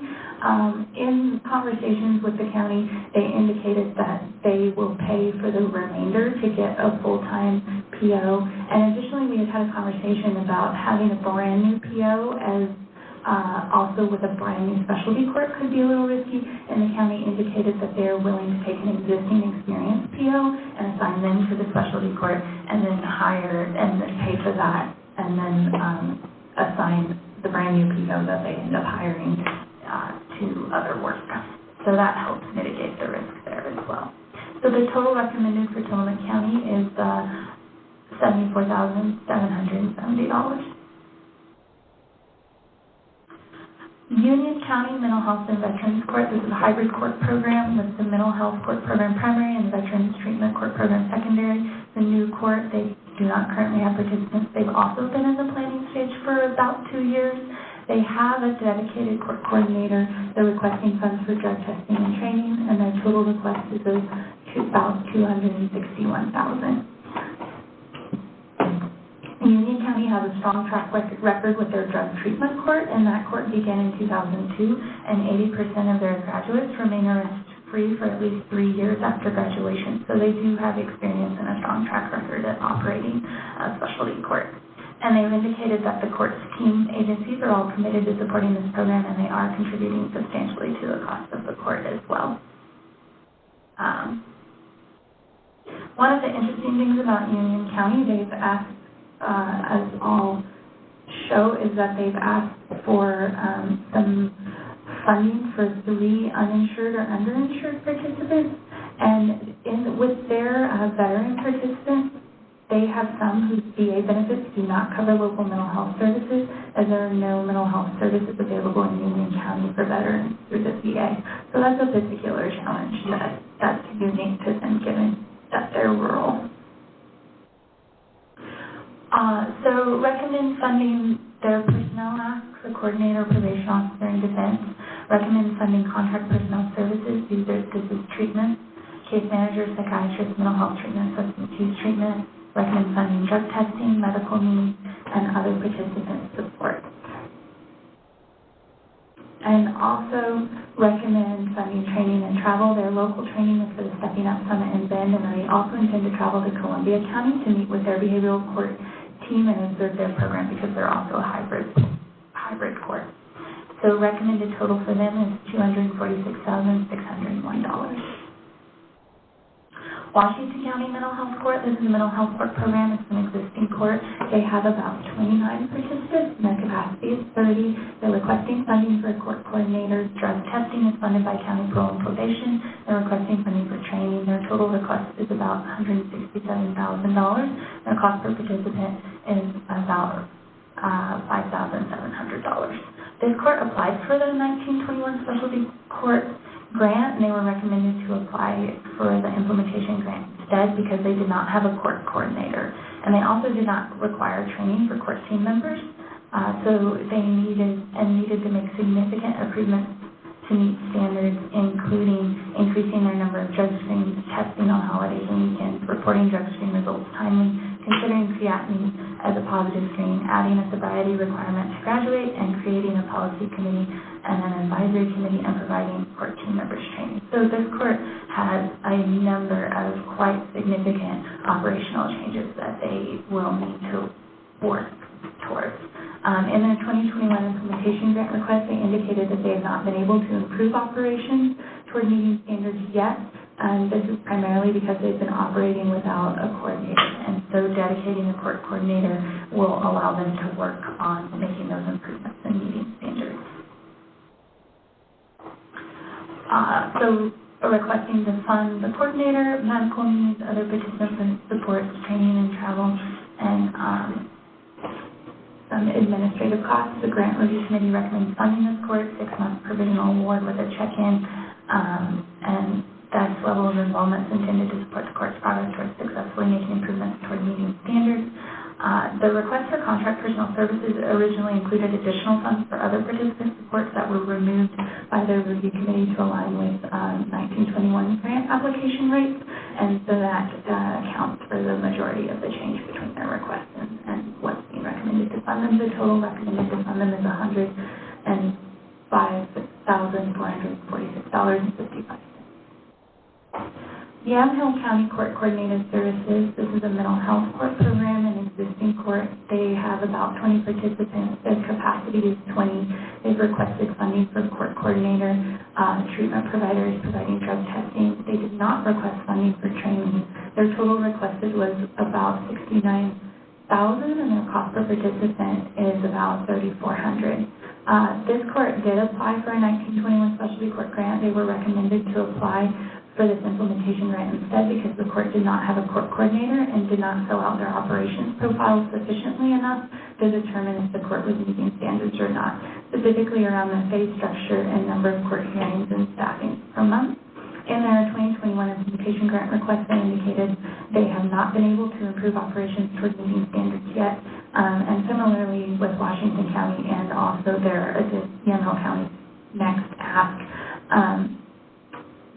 the court has been operating without a court coordinator, and so dedicating a court coordinator will allow them to work on meeting standards. A key component here is going to be assessing what standards they need to meet, because they're going to need to do some thoughtful work around that. And the lack of a court coordinator has also impaired their ability to request for grant funds thoroughly as well and provide the information needed. They indicated in their application too, which impacted their ability to apply for the 1921 grant. So recommending to fund a coordinator and also recommending to fund training and travel to NADCP with the same 6-month provisional award check-in and site visit to support progress towards successfully making improvements towards meeting standards. Their request for contract personnel services originally included a peer mentor, and that was removed to align with funding cuts made in the 1921 grant application. And while they did not request training, the review committee recommends requiring court staff to attend the NADCP conference and added funds to cover the cost of attendance. And so the total recommended award for Yamhill County Mental Health Court is $68,122.20. And then lastly, the Yamhill County Juvenile Drug Court. This is a juvenile drug court program. It's an existing court. It has about 12 participants, and the capacity is 15. They requested funding for a court coordinator. The treatment provider provides drug testing, and they did not request funding for training. Their total request was about $32,000, and their cost per participant is about $2,600. They were recommended to apply for this implementation grant when they applied for the 1921 specialty court grant because they did not have a court coordinator, and they also did not fill out their operations profile sufficiently enough to determine if the court is meeting standards or not, specifically around drug testing and court team composition. So they're very similar to their other courts. So recommending fund the coordinator and also recommending fund training and travel to NADCP, as well as this being a 6-month provisional award with a check-in with the review committee prior to the commission approving additional funds and a site visit from CJCOJD within the first 6 months to support the court's progress towards successfully making improvements toward meeting standards. The request for a coordinator was originally at 10%. However, a conversation with the review committee in the county determined that the actual need was for 20%. And so this accounts for the majority of the increase in the recommendation from what they requested. And the request for contract personnel services also originally included a peer mentor that was removed to align with funding cuts made in the 1921 grant application. And the review committee recommends requiring court staff to attend the NADCP conference and added funds to cover the cost of attendance. So that's why this a coordinator is particularly important for making successful operational changes, and so it was important to bump that up to 20% in order for them to be able to have the resources they need to work on this and have a chance at success. So that wraps up the details of the recommendation. I want to open it up for questions. Does anybody have any questions? And if not, or any discussion, I would look for a motion to adopt the recommendations for the grant awards. Commissioner Beach, are you still there? I heard the phone beep out. I texted with her. She said she was still there. Okay. Commissioner Tapia, I move to approve the Board Specialty Court Grant Program Award decision. Do I have a second? I'll second the motion. Thank you. We have a motion and a second. Before I do that, Commissioner Tapia, I want to thank you and Daniel Hansen, I think, who was also on the, it takes a lot of time to do that, we know that, so we thank you for this. Is that Commissioner Beach?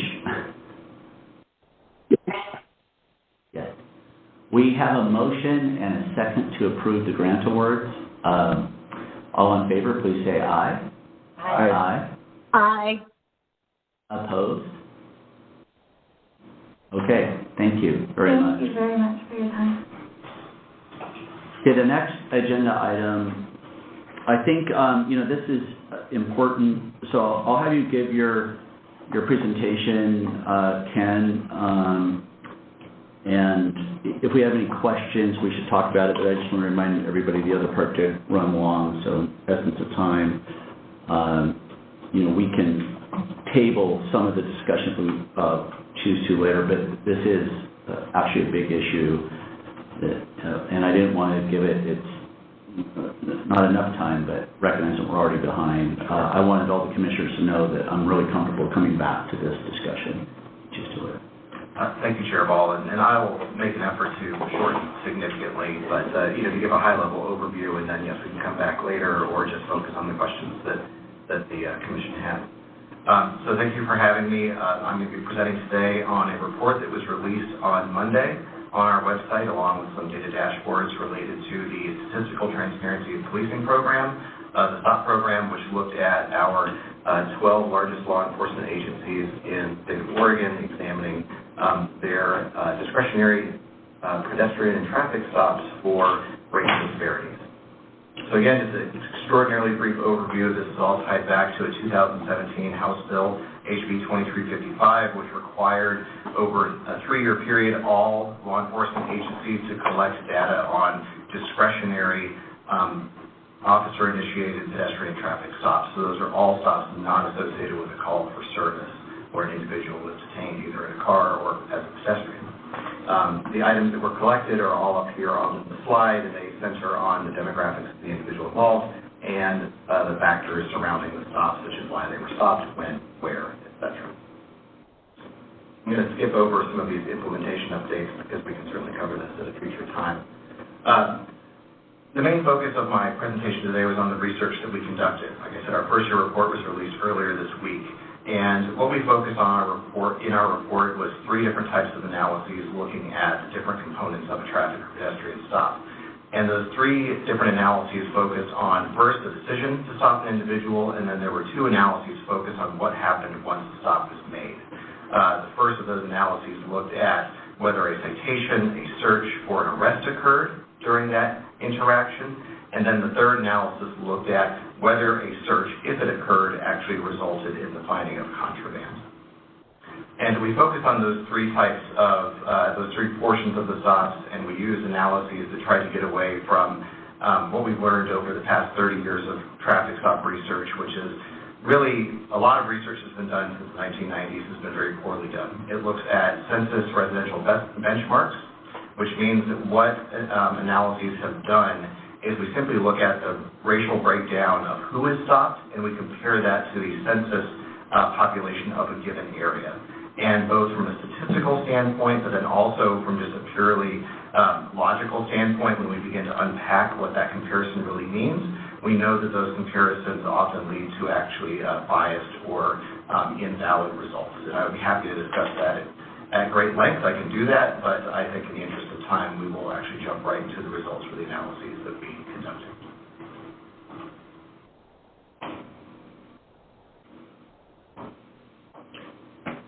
To examine the initial decision to stop the citizen, we used what is known as the veil of darkness model.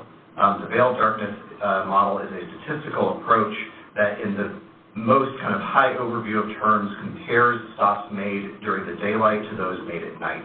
And it's based on the assumption that it is easier to discern the race of an individual when it is light versus when it is dark. Therefore, it is much easier to base your decision to stop somebody in that light period as opposed to when you cannot discern what their race is. And if there is an imbalance between those stop rates, then we would have cause for concern. And just as a side note, we're not comparing stops made at noon, for example, to stops made at midnight, because we don't want to be looking at different driving populations. For this analysis, what we do is we limit our stops that we're examining to the time to right around sunrise and sunset.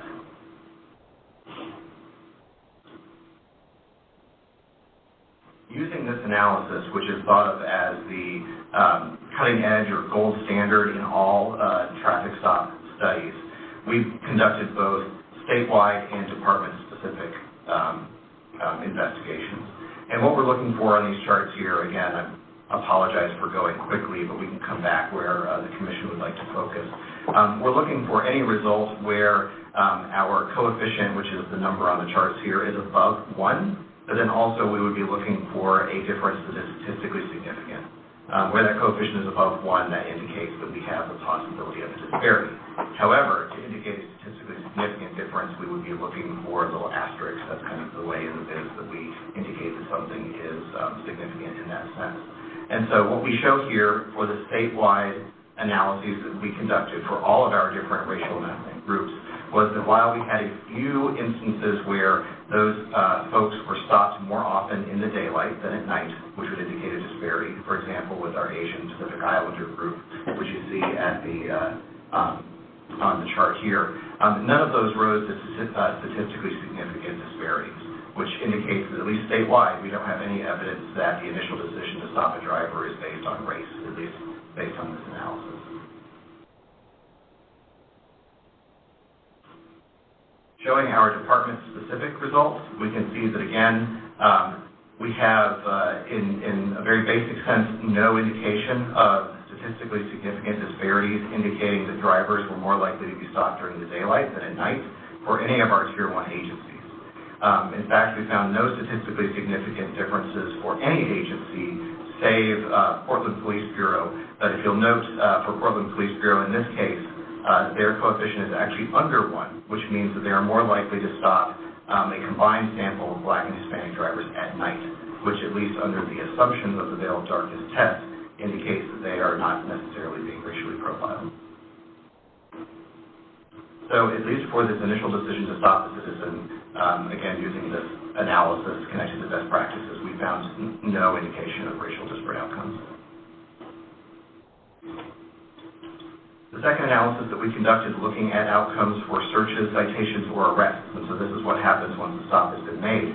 We employ propensity score methodology here, and so what we're doing is we're creating what are known as balanced samples, where we take all of our non-white individuals, we have them in a kind of bucket alone, so we have all of our Black individuals, for example, and we find a sample of white individuals who match them along all of the characteristics that we have listed here on the slide. So, for example, this would be akin to saying that if we have one African-American individual and we compare him to a white, well, I said him already, but we compare him to another white man who is stopped at the same time of day, same day of the week, same age, same stop reason, and then we have some other departmental factors matched in there.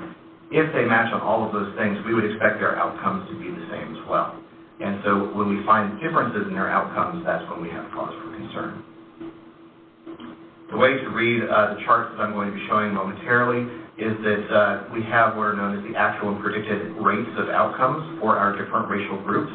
So for example, in the slide that I have here with the little call-outs, the actual rate for a given racial group is literally, if we just took the percentage of whatever the outcome is and calculated it, that's what we found. So in this example, 43% of Hispanics statewide received a citation as a result of a traffic stop. That is the actual outcome. The predicted outcome is what we would have expected the outcome to be for that matched group with those Hispanics. And so it's akin to saying, if those Hispanics had been white, this is what we would have expected.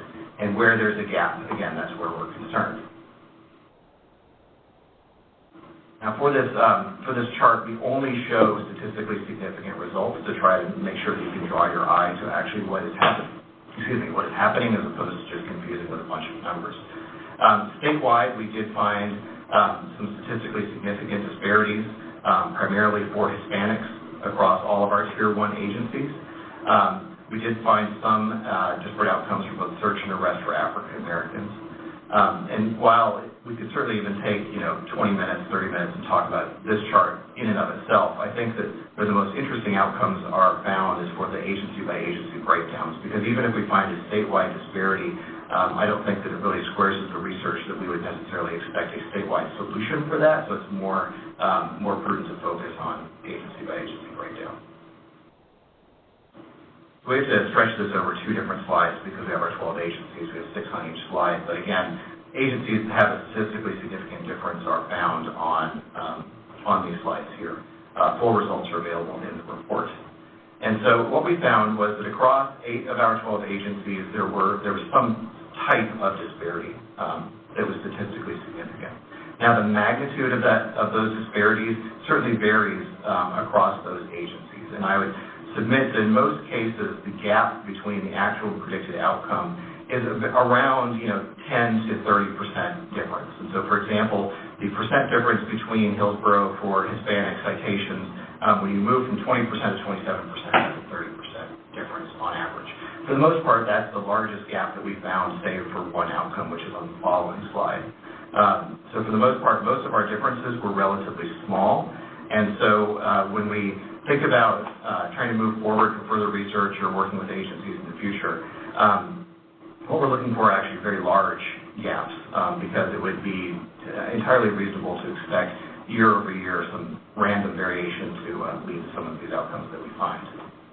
Yes? The differences between the agencies, you've got 27% for Hillsborough versus 85% for Marion. Does that just mean that all people in Marion County are more likely to get a citation than all people in Hillsborough? Yes, Commissioner Campy. Marion County is the outlier as far as our Tier 1 agencies are concerned. Most of our Tier 1 agencies cite in between a quarter and maybe about 40% of outcomes. Marion County, if you get pulled over, you should expect to receive a citation. Good to know. At least that's what the data shows. And this was, just as a side note, this was so far out of our expectation that we met with Marion County just to make sure there was not a data issue associated with it. And I think that their reaction was something along the lines of, we knew we were high, but maybe not quite that high. So it's something we checked on. So you can see then the outcomes for the rest of our agencies, and that kind of squares with what we just mentioned.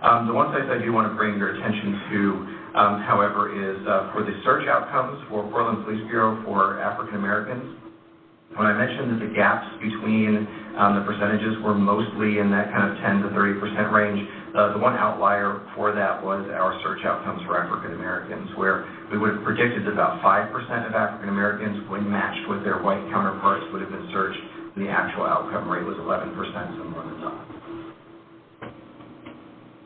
Now, I'll give commissioners a moment just to see and let the different aspects of the slide sink in. I want to ask a question. Let's see here. Are the searches person searches, or could they also be searches of cars? We had some discussion with PPB about this, and from what I understand from Portland Police Bureau, these are all person searches. There is some confusion across the data as to whether some of the searches we're capturing are stop and frisk or inventory searches. There's some confusion amongst the agencies that we're working with DPSST and the next rollout of training to try to clarify.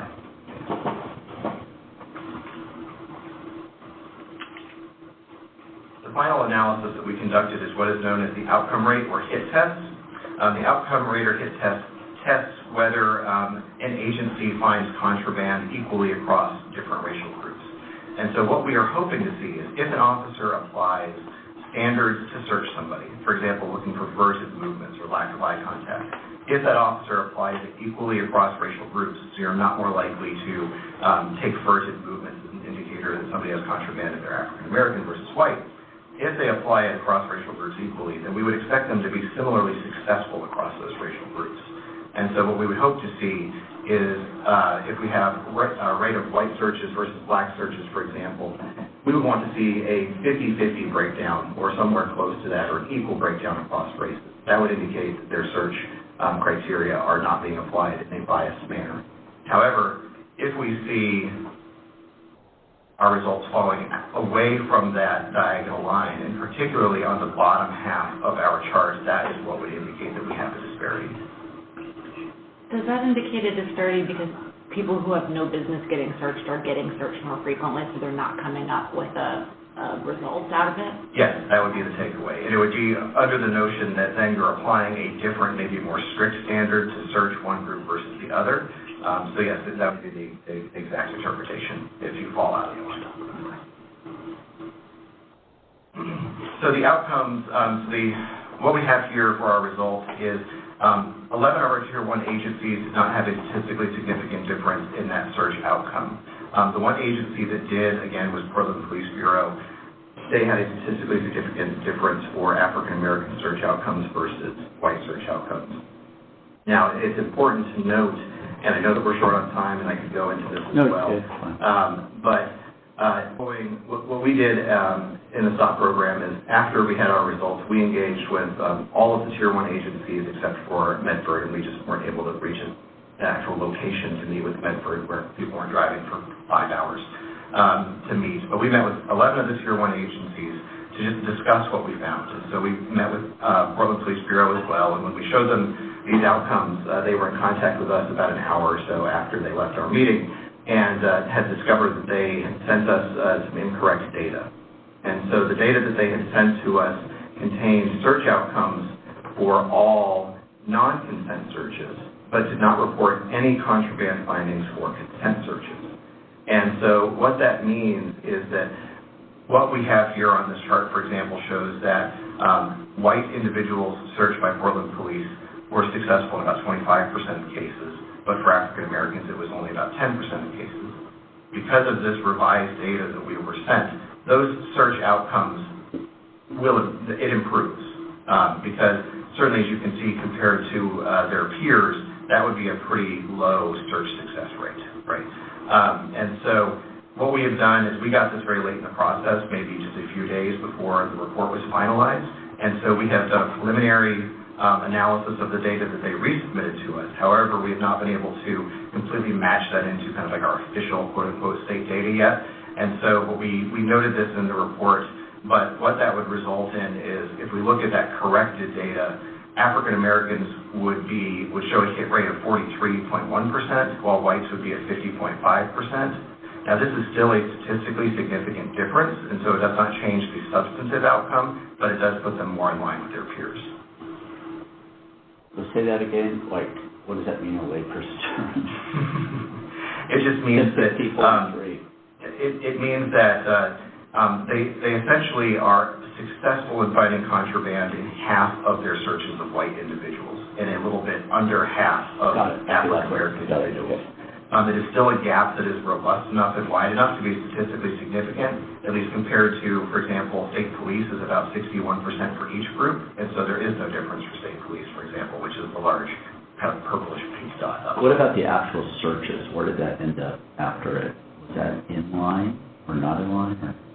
I'm sorry, I'm a little confused. I thought what you said is that the data, the difference between the searches between white and black in the agency were pretty significant. Right. Did that narrow at all when they changed it? Oh, yes, it did. So the original data showed a 25% success rate for whites and about 11% success rate for blacks. So that's a pretty large gap. So the gap did narrow, but it did not narrow enough to no longer be statistically significant. Yeah. So in all, I forgot our Hispanic outcomes. For Hispanics, while we had a little bit more variation in the search rate outcomes, none of the models achieved statistical significance for Hispanic searches. And so while some kind of fell into what we would count as that danger zone on the bottom, none of them were robust enough to be statistically significant.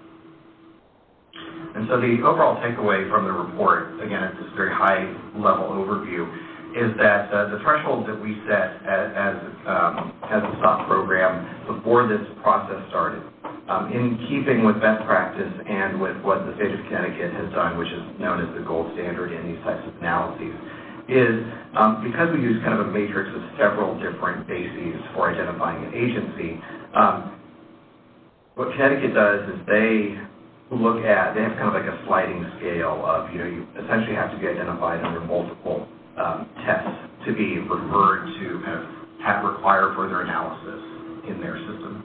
We adopted a similar approach, and so Portland Police Bureau being the only agency that showed up in 2 tests, it was the only agency that we recommended engage in further analysis, engagement with DPSST as required under the statute. However, I will mention that all the agencies we met with, any of them that had any disparity whatsoever, have all been very happy and willing to work with us. In fact, we have data from OSP, additional data from OSP, we have additional data from Washington County Sheriff's Office. We're working with them in earnest to try to see if we can kind of get to the bottom of what any of these gaps may be driven by. And again, I have tons of other slides, but I'd like to focus on where the commission would like to focus, or again, if there's anything you'd like me to dive into more deeply, then I would be happy to, but I want to be respectful of everyone's time. Any comments from commissioners? I think that it's important to figure out, doing a deep dive on that, I asked one question about, searching cars versus a person, which it sounds like you guys really did, but how do you dig down at an agency level? I have a great example of that, if you'd like to. Yeah, I'm kind of curious. Yeah. So one thing that we've done, what we found is that most of the disparities that we located were for those citations, those searches, or arrests. And one of the few kind of major limitations that we have in our STOPS data is, while the legislature mandated that we collect information about the reason for the stop, they did not mandate that we collect information on whatever actually drove the outcome that we had. So very simple example, if I got pulled over for having an expired tag, and then the officer walked up and realized that I was drunk, I might be arrested for a DUI. But what the data that we get would show was that Ken was pulled over, well, I wouldn't say Ken, but I was pulled over for an expired tag, and I happened to be arrested. So we wouldn't actually have the connection, like why that person was arrested, for example. We also don't have it if there's a more serious citation, perhaps. If I was pulled over for speeding, but then I needed to have a more serious citation, we wouldn't get that either.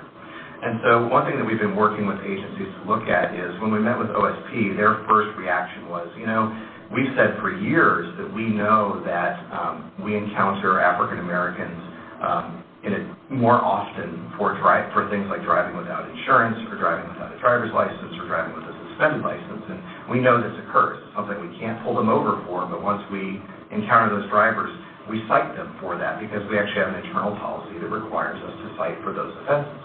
And so what we did with OSP is we said, okay, we don't have that type of data. We don't have the outcome data. Send it to us. And so they sent us a data draw with flags for any time a citation was based off of driving while suspended, driving without insurance, or driving without a license at all.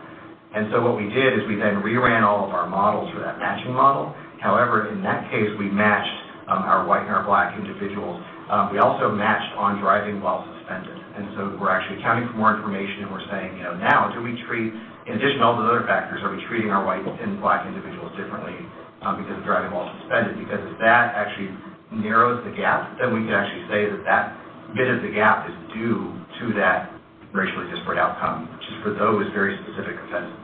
And so what we have here on this chart is these are actually OSP's outcomes as I reported them very briefly earlier. We see that we have differences in their citation percentages of about 7 to 8% across all of our different racial groups.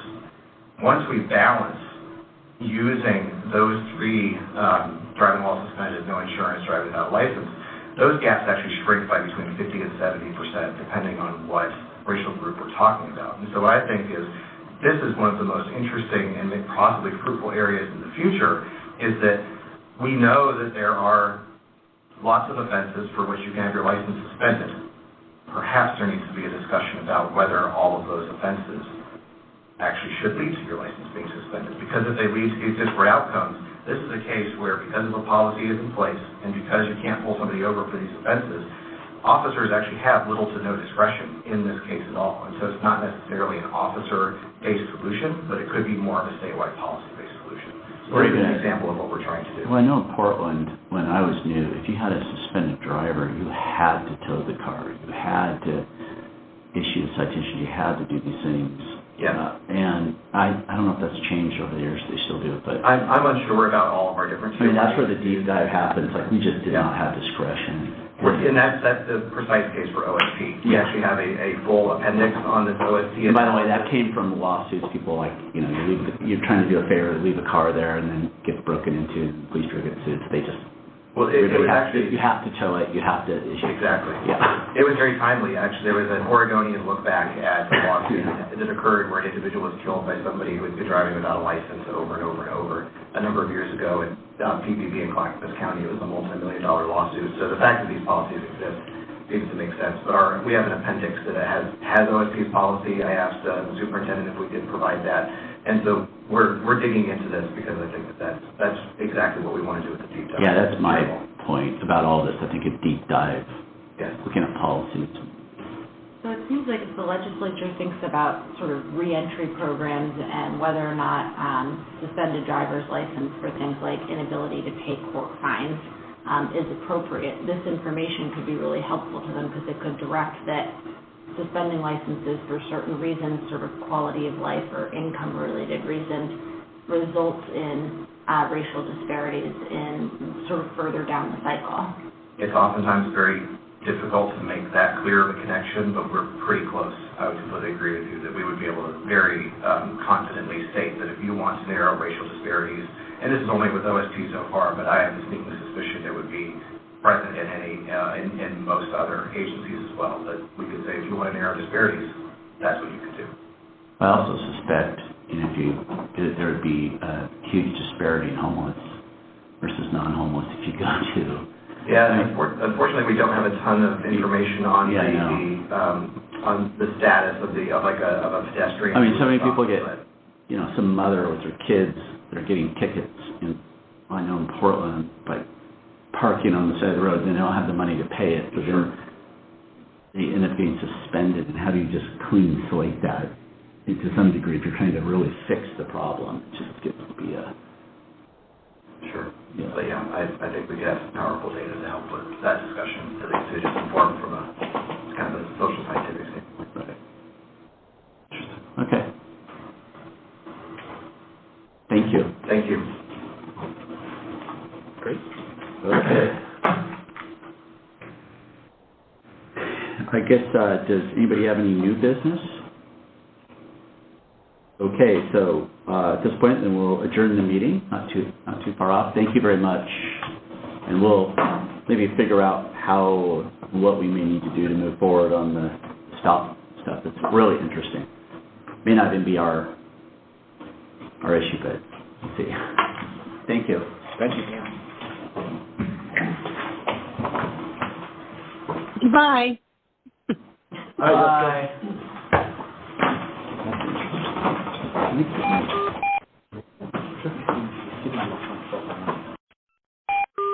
We're sorry, your conference is ending now. Please hang up.